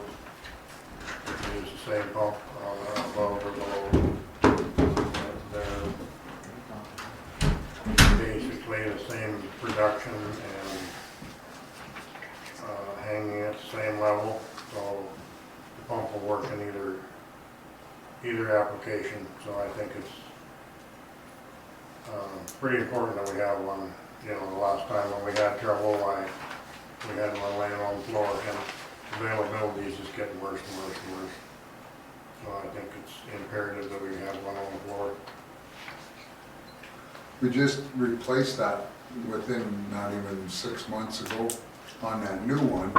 And I know when we talked about it last time that you said they could get one here within days if we needed one. The motor is not a problem. The wet end, they do not stock those because they are made per application. Correct, and that's what I was talking stages about. that there are, so, you know, if we have a 3-phase, 440, 25 horse, it's, you know, that's works on either side. The stages in the pump is where the problem is. They just, Correct. you know, they make them according, and they're so far behind that you just, you know, you might find one in California, but if the damn thing's down, then it's down. Yeah, I know the last time we talked, you thought the whole pump, but we could get one. We talked about having another one on hand, and you said the way they are now, they've gotten caught up, and we're okay, and we'll be all right, and we could get one within days if we needed one. No, that's not the case. I mean, these well drillers are up against it every time they punch a hole. How much money you got into a new one now? Because they were $5 grand. I don't know, I haven't priced them lately. But I can do that. Because the last one was right at that 5,000 to 6,000. You know, I'd like to make a motion on this item, a motion to have Chuck do the research, getting a new pump, and then reporting back the next meeting as to what the cost of that pump is to have on hand. Make Make that. a motion for it, just ask the request and then have it come back. But you don't need a motion for it, just requesting. Okay, Chuck, go ahead and do that then. Okay, I'll go ahead and do that. I'm being a little too formal, I apologize, but. I think you're I'll doing go ahead and great. do that. You are, you're doing great, Jerry. Yeah, and then come back at the next meeting, because I definitely agree, you gotta have the parts there If they're that when far out. when it happens. Yeah. Okay, go ahead, Chuck, carry on. Like I said, our consumption is Yeah. through the roof. I mean, we're pumping more than we have in ever. And there's, you know, there's probably 5 or 6 brand new sodded lawns that have been put in lately, so those are running on a timer. There's water running down the street, you know. There's no, and we've had a, you know, pretty decent year for moisture and one thing or another. Water restrictions is an absolute, you don't know, nobody wants to hear that, but, you know, we've got to be mindful of the water that's being used also, so. Go ahead, Dan.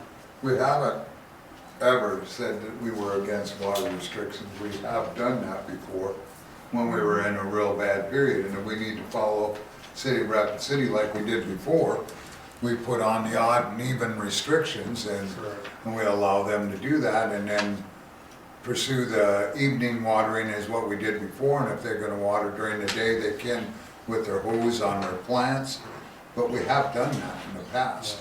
One of the things that killed us last year was the school. I mean, they just watered 24 hours a day up there, you know. So And our that's business- not a real big issue now this year. And our business is to sell water, so I think it's a good thing. We just hope this WRT comes through quickly and we get our backup well back up and we're in a good position. You know, Let's just go ahead and let Chuck carry his stuff instead of talking about what future work may be. Thank you. Go ahead, Chuck. one of the other things that is a constant thing, I made a lady really mad today. She called and wanted to get water down on Spring Creek, and she said until they get their well drilled. And I said, well, did you get a time frame on getting that well drilled? Well, yeah, they probably sometime in August. So I said, the problem that we have, and we have stopped doing that only for construction use and things like that. People can only get water on Friday night after work or Saturday mornings, whatever. You can't pay a man $17, $18 an hour to pump $4 worth of water. It just isn't feasible. So the bulk thing is out, other than for construction use. We set the meter up, we keep track of what they use, and individual household water, it isn't feasible to do that. And she said, well, is that a board decision? I said, I guess I'm making the decision. You can't have the water. In the story. Yes, Monica. Jill said we do that already, just the businesses, no residential for bulk water. I said, you know, you can go to Rapid City and get water. It's a shorter distance for you and it's cheaper. Why would you even consider that?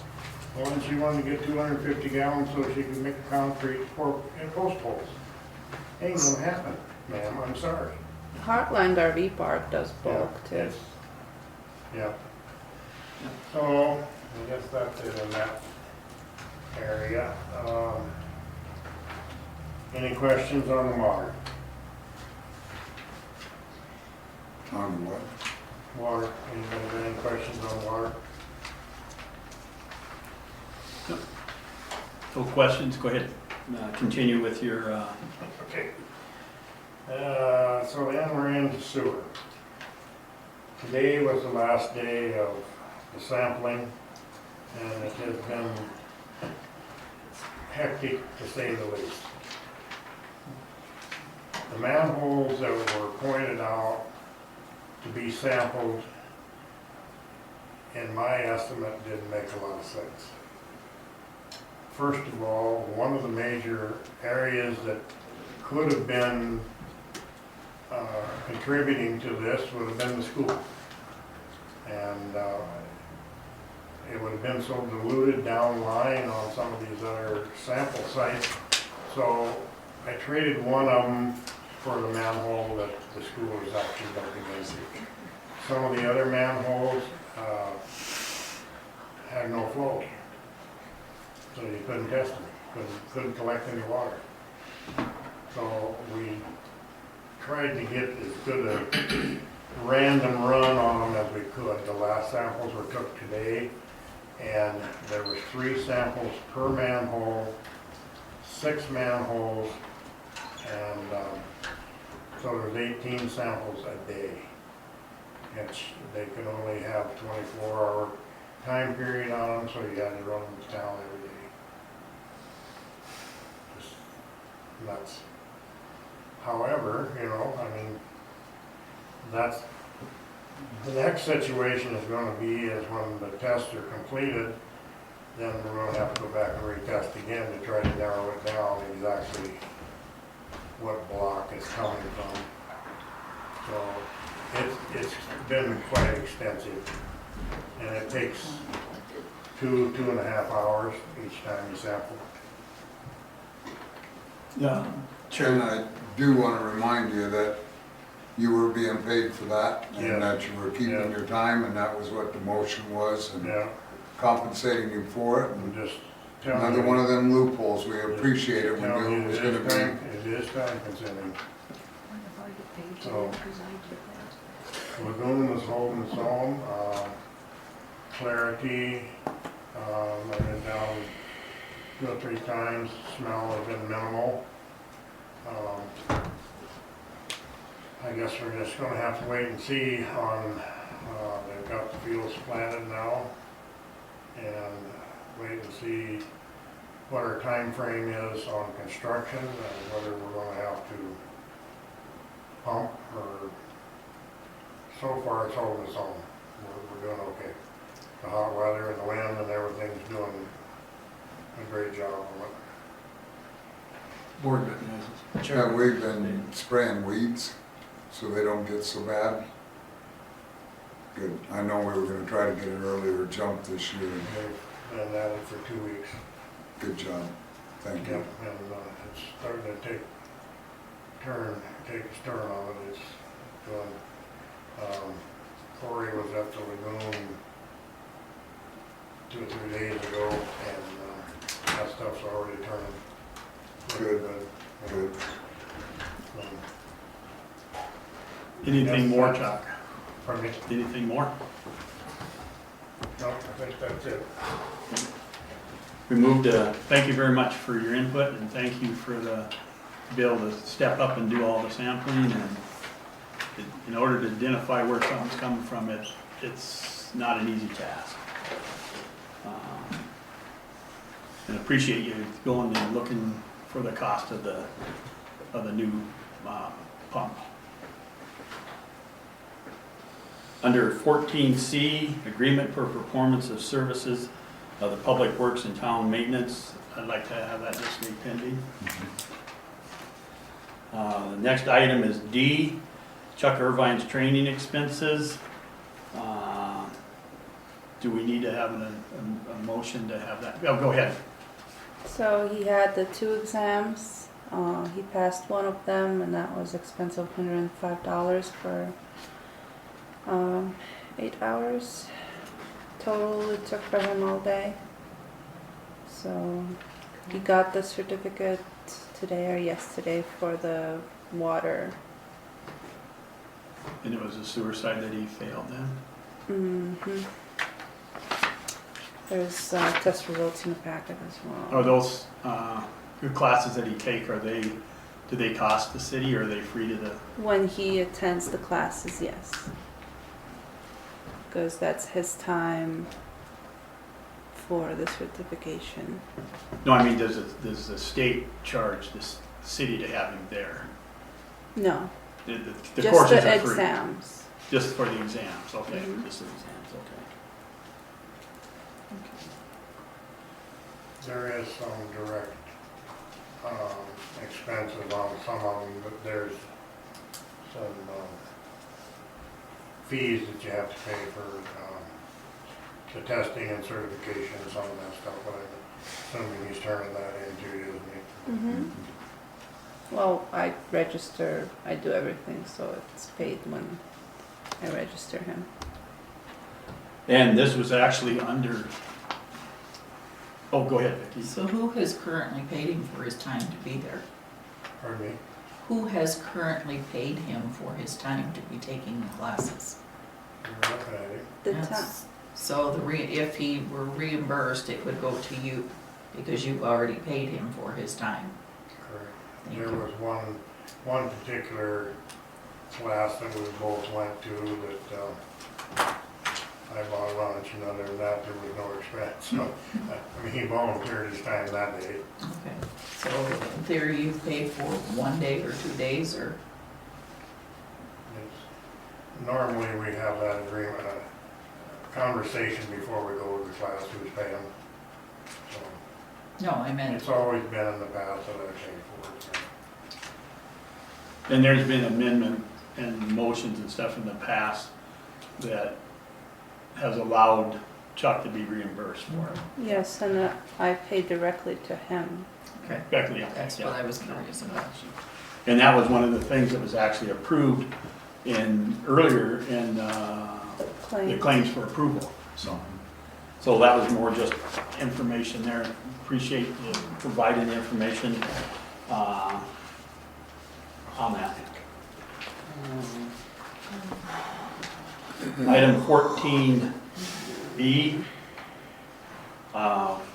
Walter Street maintenance. The stop sign has been moved. They did an excellent job on that. They still need to add gravel and stuff out there.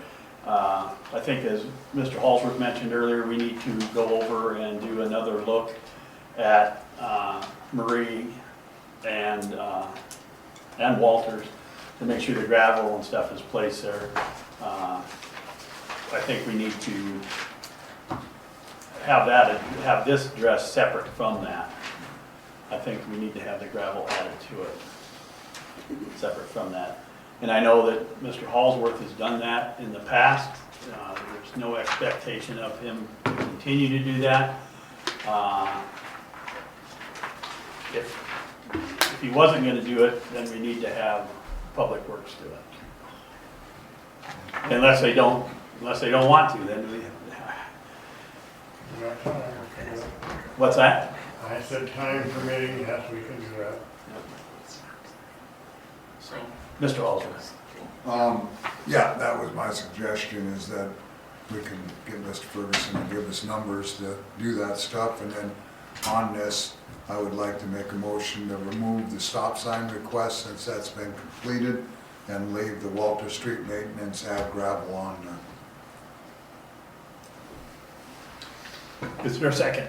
I'll second Motion has been made and seconded to remove the stop sign request off of the Walter Street maintenance and just leave the add gravel. Is there, all in favor say aye? Aye. Aye. Getting backwards. No. All opposed say nay. No opposed. I voted for it.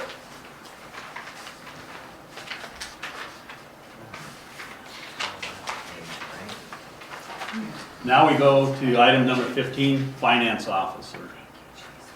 Okay, I'll be very fast.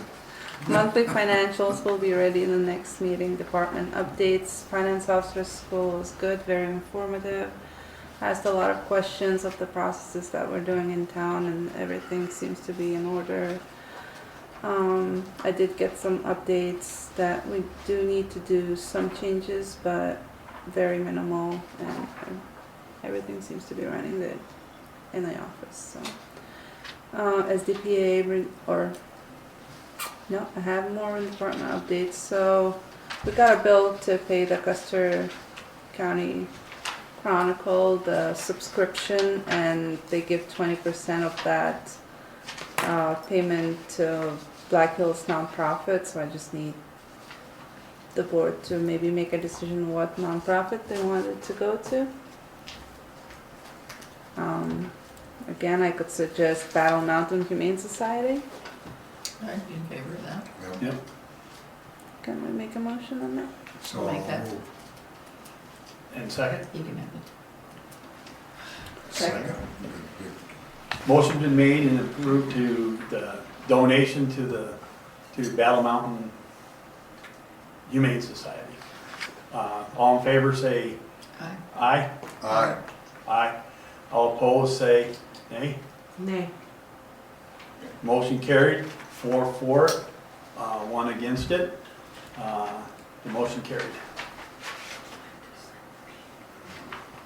Jerry, Yes. could I give something to Monica, please? Yes.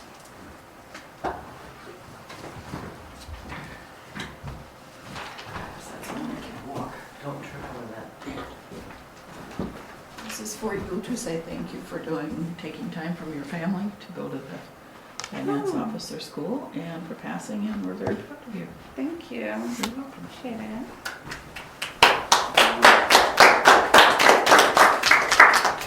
That's a big milestone, going through that class and getting through it. No, it was fun. It definitely was good to talk to other finance officers and to see I'm not alone. And your effort is, as Vicki said, very much appreciated. Thank you. Okay. I informed the sheriff about upcoming events, which is the Saturday for farmers vendors, and also Corner Pantry will have a street dance on the 17th, I think, of July. So just to have extra patrol there too. Sam's account updated. So that's all set up. I did ask more information about the radar signs, about that 15-mile school zone. Rick Sacker said that we need to make it either 15 or 35. It cannot be switching from one to the other. So he said it cannot be both. If you would like, we can set up a meeting with our traffic engineer. If you guys want to talk to them, one of the board members who's on streets, maybe we can call in on a conference and just talk through about that. I'd be available. We can. Okay. So we'll just maybe set up the time and let the board know. Yep. Okay.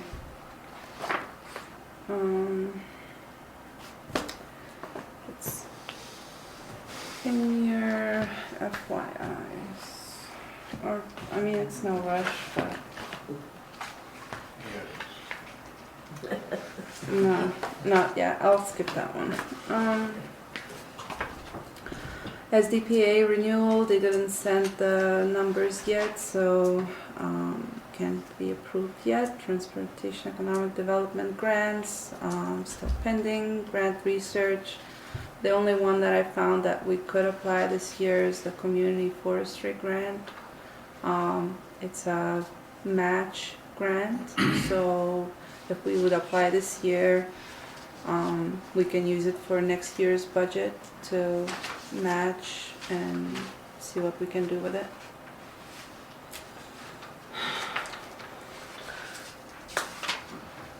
Yes, Dan. I think it would be a good idea to look into that more closely myself. If we can apply it to help within the means of any of the community here, would be awesome. So I think it's well worth looking into myself. Sure. Yep. Do we need a motion to have her look into it? No. No. Just go and get us more information, and then if we decide to go forward with it, then we make a motion and allow her to put the wheels into motion. Animal license revenue needs to be removed from the agenda. 2024 budget, going to start well, I did start working on it already.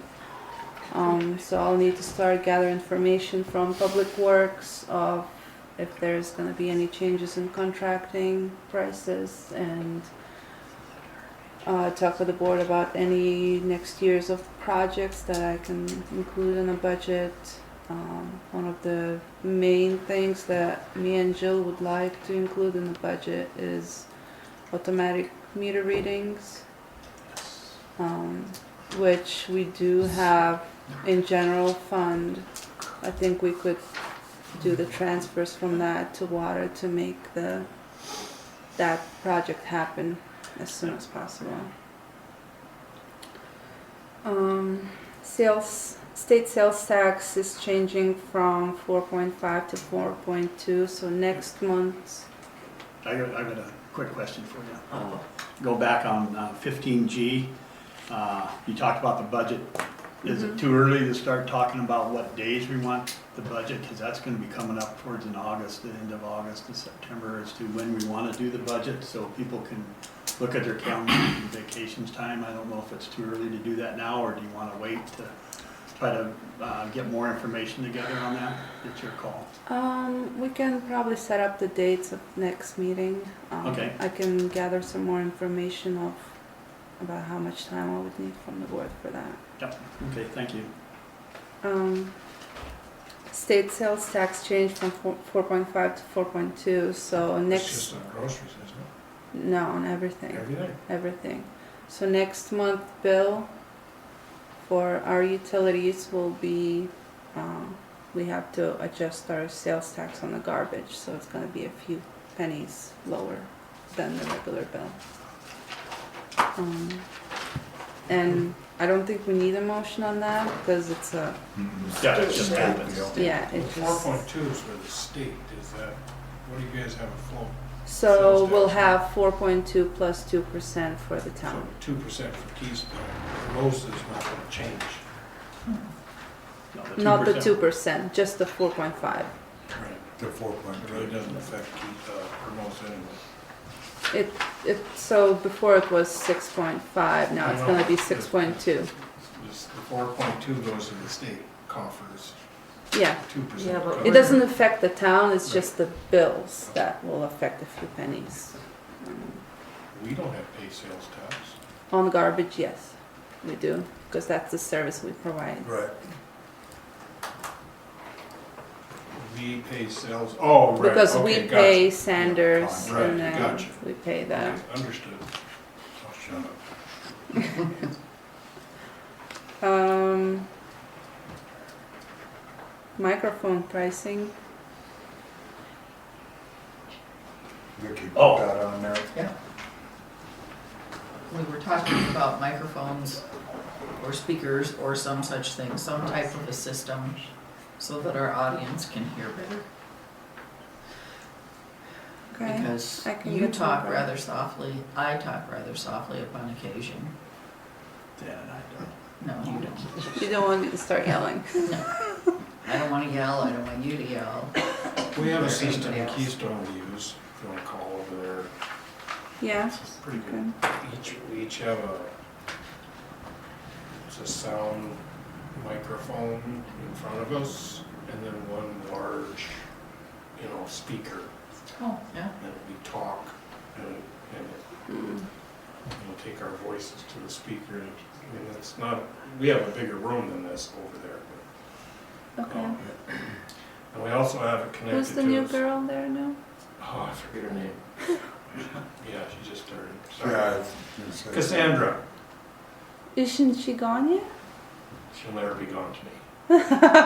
No, but we had a microphone for the speakers too, for people to come up to the podium. Okay. Like they're supposed to. And then you could hear them too. So Okay. I forget her name, I'm sorry. I can ask around. I'll contact. I know. I have emails. So. Cassandra would probably know where it's at, what it was though. Yeah. So it was. She said I can still email her. So. Yes. she would know who we bought that through. It's a good setup. We bought it when we had COVID.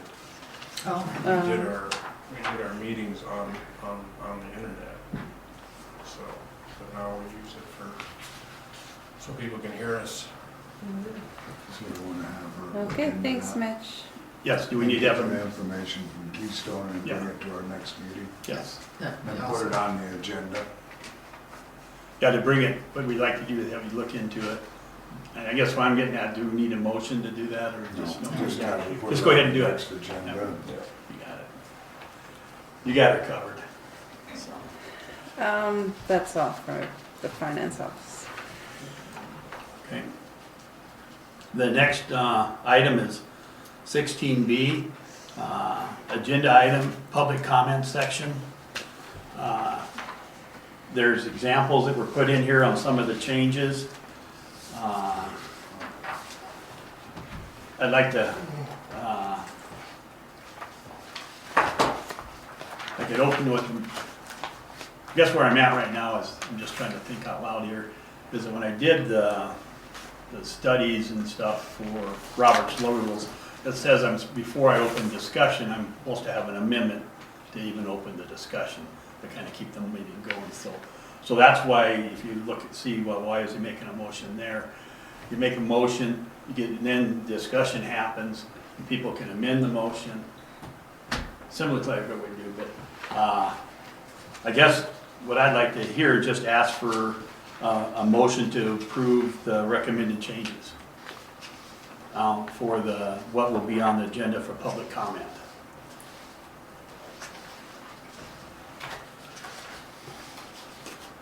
And Dan? No motion is needed. You will be the one that'll be directed, that you'll be setting and approving the agendas up. So if you want this change to be on your agenda, you just do it.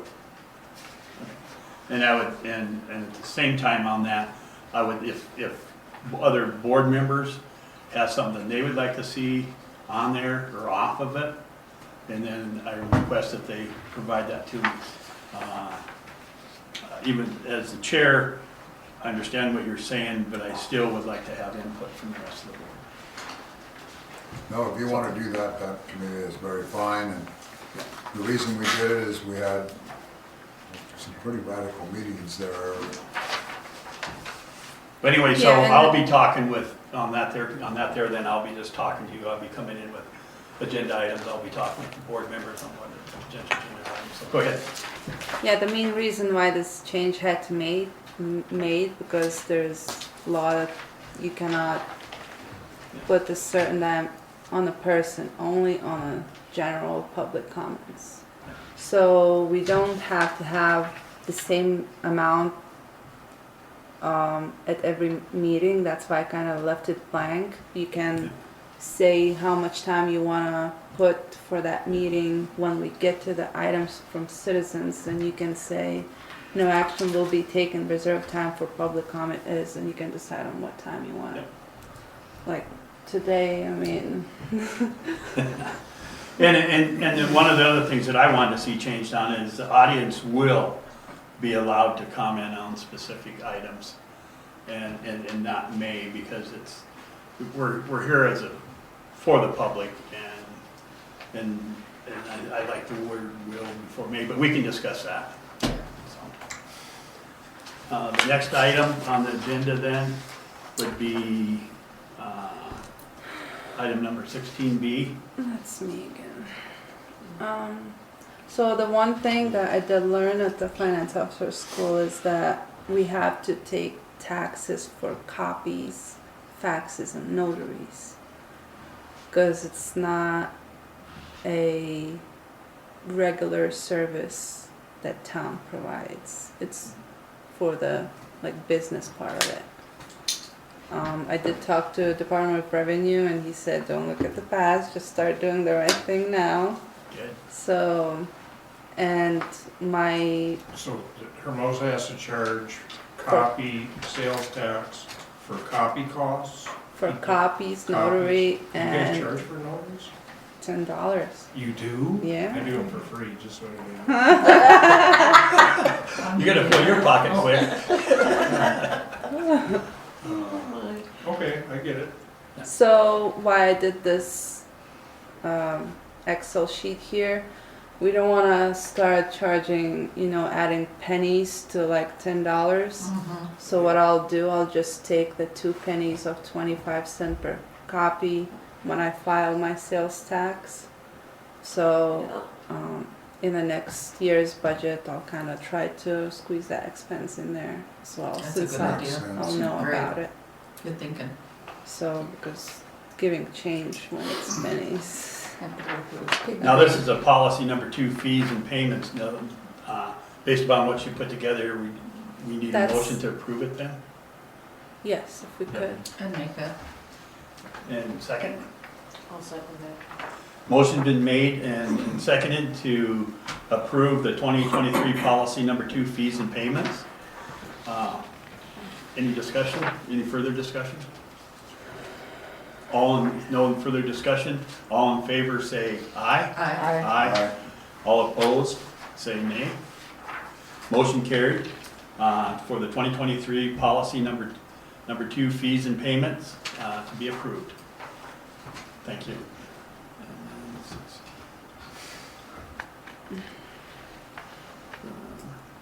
The 2023 elected officials workshop.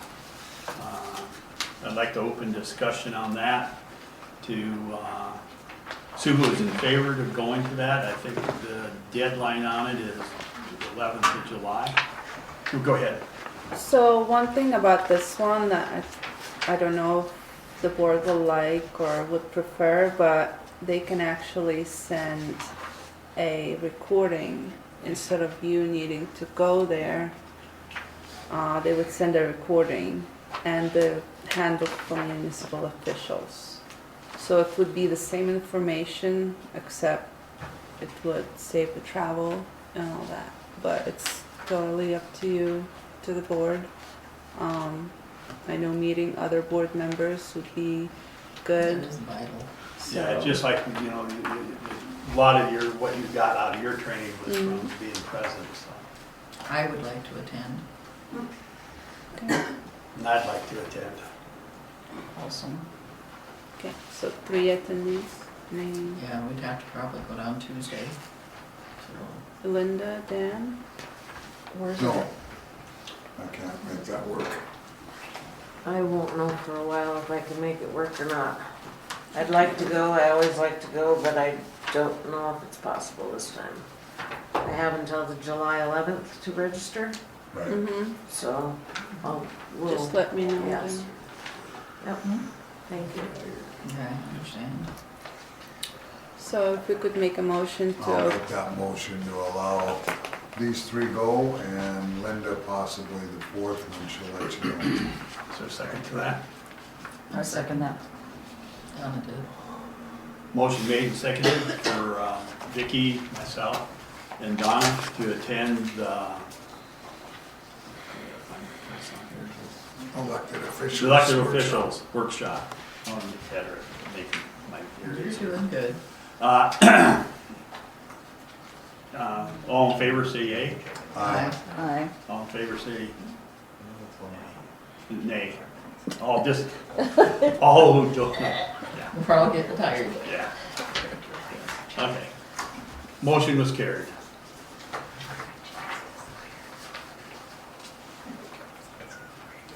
Can I say something, Jerry? Yes, ma'am. Just to bring up something else, that there's the annual conference for the municipal league is October 3rd through the 6th, and it's in Rapid City.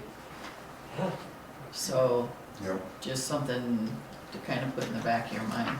Yeah, I think that'd be a thing to try to get attended to because we don't Yeah. have the I usually- travel on it. That's a big deal. Yeah. yeah, I usually bring it up a little closer so people have a better idea if they can attend or Yeah, not. I just had seen it on the back, and I thought, well, that way you can put it on your calendar, and then decide if you're gonna go. We look forward to you bringing it up on a later agenda. Thank you. Wow, this is a long agenda.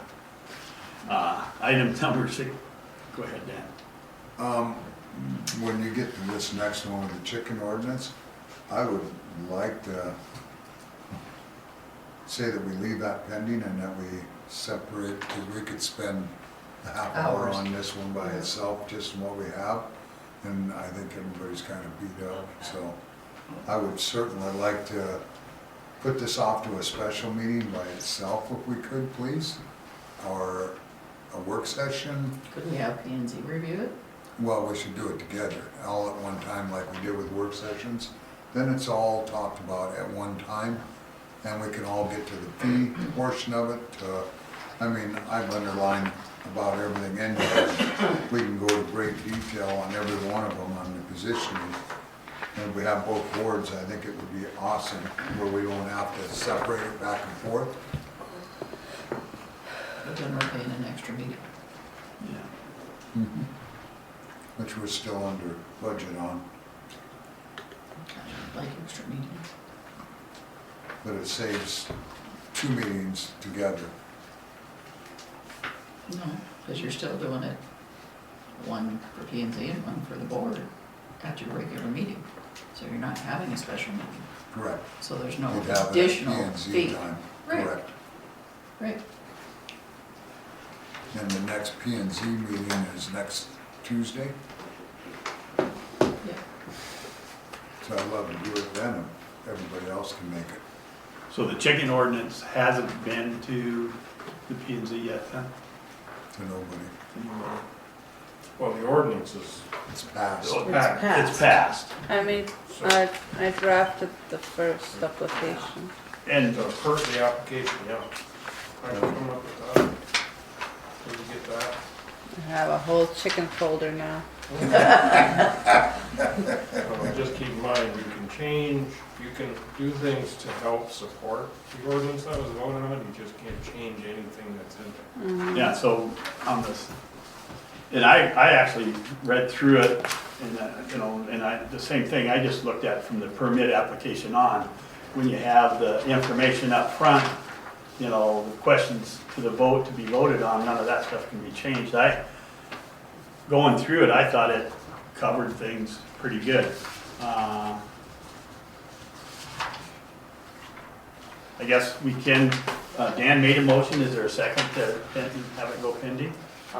I'll second that, to have it Work into the next P P&Z and Z meeting, meeting so we can discuss it and next go Tuesday. through the fee schedule, the license application, make sure it's acceptable, get it out to everybody, we have ours.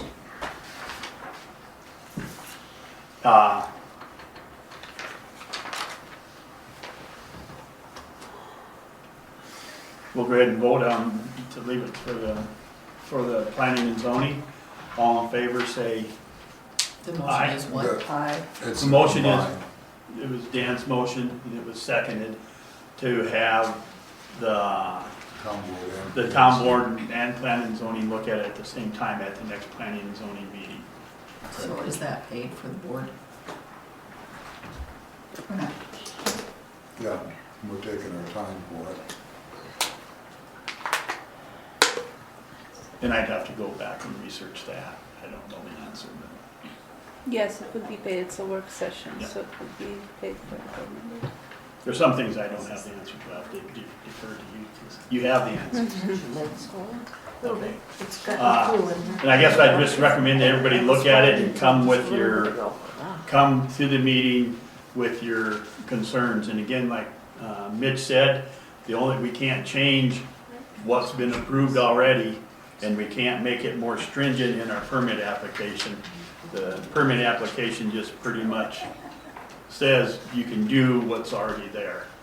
So we won't address anything that has anything to do with changing it. I know that Mitch won't be at the meeting, but I just want to reinforce what he said here, and then we'll reinforce it at the meeting also.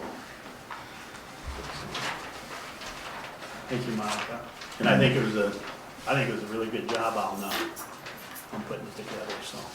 Just only had one comment. I think I talked to you about that already. Yeah. Need to vote. Oh, yes. Thank you. You're the parliamentarian today, and keep me on line with where we're at. All in favor of the motion? Aye. Aye. All opposed? Nay. I said aye on the first one also. Motion carried to move this on to the next planning and zoning meeting.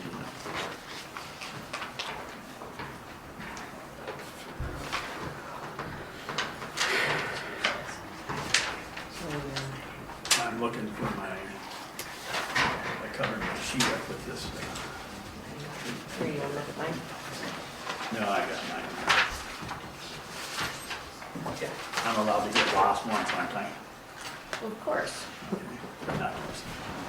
So the chicken ordinance was moved, the map and GIS contract. So this one is what Jill is working on for the town. The contract needs to be renewed. The only thing I asked, what would be the price difference?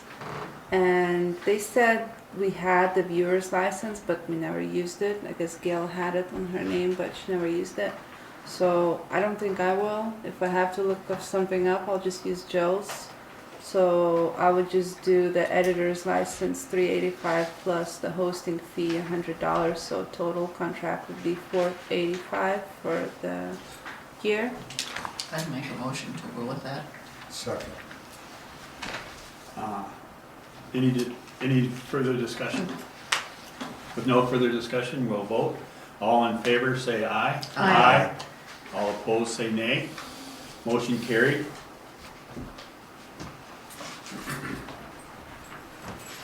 Yes, sir.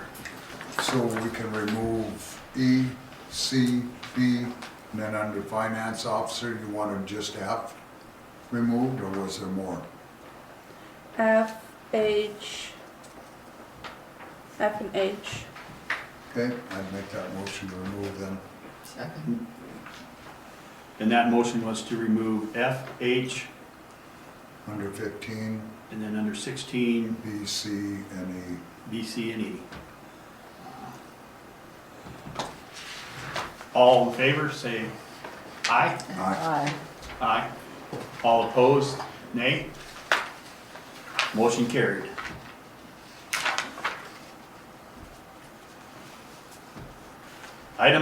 Next item is items under citizens. Does citizens have any input? I apologize for it being a long meeting. We had a lot of stuff going. Yes, Joan? Actually, I would like to thank Dan and Monica both for being at our Earn a Bike program last Saturday. We had only 2 students that were registered that did not show up. I think we gave away 17 brand new bikes. And we thank Deb and Mindy both for providing lunch, which was wonderful and delicious. And we had the bike rodeo after the class. It was a great day. Just want to thank you guys for that. Thank you all for doing it. Yeah, thank you very much. Anything else from the citizens? I just wanted to say thank you for Joan too, and Yeah. I know it's not her first year, and she's been doing it for a long time, and She's the the ringleader. kids, just to see the kids, they're all having fun, happy, and with their new bikes. I'm still having my Little sunburn there. Yeah, my parents were too poor to buy me a bike. We had one bike for 6 kids. And if that program would have been on, I would have had my own bike. No, it's definitely amazing what they're doing. So The next item on the agenda is an executive session. Is there a motion to go into executive session? I think that someone wanted to go into executive session. I'm tired. It's, there's not a motion, so it's up to if someone wants to make the motion. I'll make the motion to go into executive session at 9:45. Is there a second to that? For what reason? Personnel.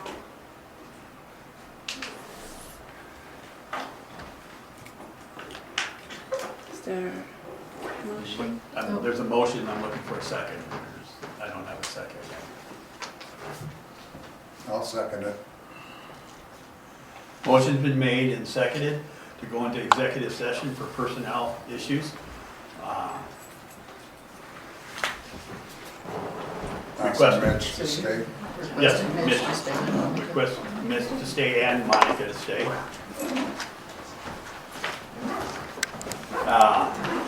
We need to vote on it. All in favor for going into executive session for personnel issues? 9:46. At 9:46. All in favor, say aye. Aye. Aye. All opposed?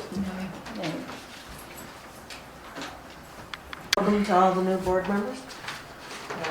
Good luck with your research and your work and your time it takes away from your family, and I hope that we all can make the right decisions for the town. Donna? I agree, excuse me, I agree with Linda. I hope that we can all work together. It was a good meeting tonight. We're all, Jerry's new at it, and I thought he did a very good job at it. I'm kind of tired, I want to go home and go to bed. Dan? Yep, thank you. Welcome, everybody. I think it's going to be pretty cool with the FYI. Joan will probably be involved a little bit with Steve Esser on the emergency management and changes that are coming again. To stay close contact I to that was one. pretty curious about that. So that's the newest that I see coming, and we'll look forward to meetings getting quicker, sooner, faster, easier. I'm done. I make a motion that this meeting adjourn. I gotta have input. Oh, you're gonna put it in, yeah. And I have a speech prepared, it's only gonna take like an hour. Oh. One thing I would like Yeah. to start out thanking the board. I wanna thank Dan for being the parliamentarian and trying to keep me online where I needed to be tonight. Thank you, Dan, for that. I definitely wanna thank Joan for her input and stuff from planning and zoning. Monica, you do an excellent job putting everything together. Sorry I got fumbled with it a little bit, but I'll get better. I just want to say thank you. And the thing that we need to look forward to in the future is we're a team.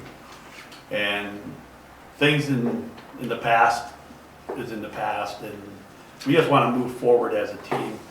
And we want to treat each and every person, that's my goal, is to treat each and every person with respect. And if I'm not, the expectation is for someone to tell me that. So we can go. That's what I have. Is there a motion to? Motion to adjourn I second that. at 9:51. At 9:51.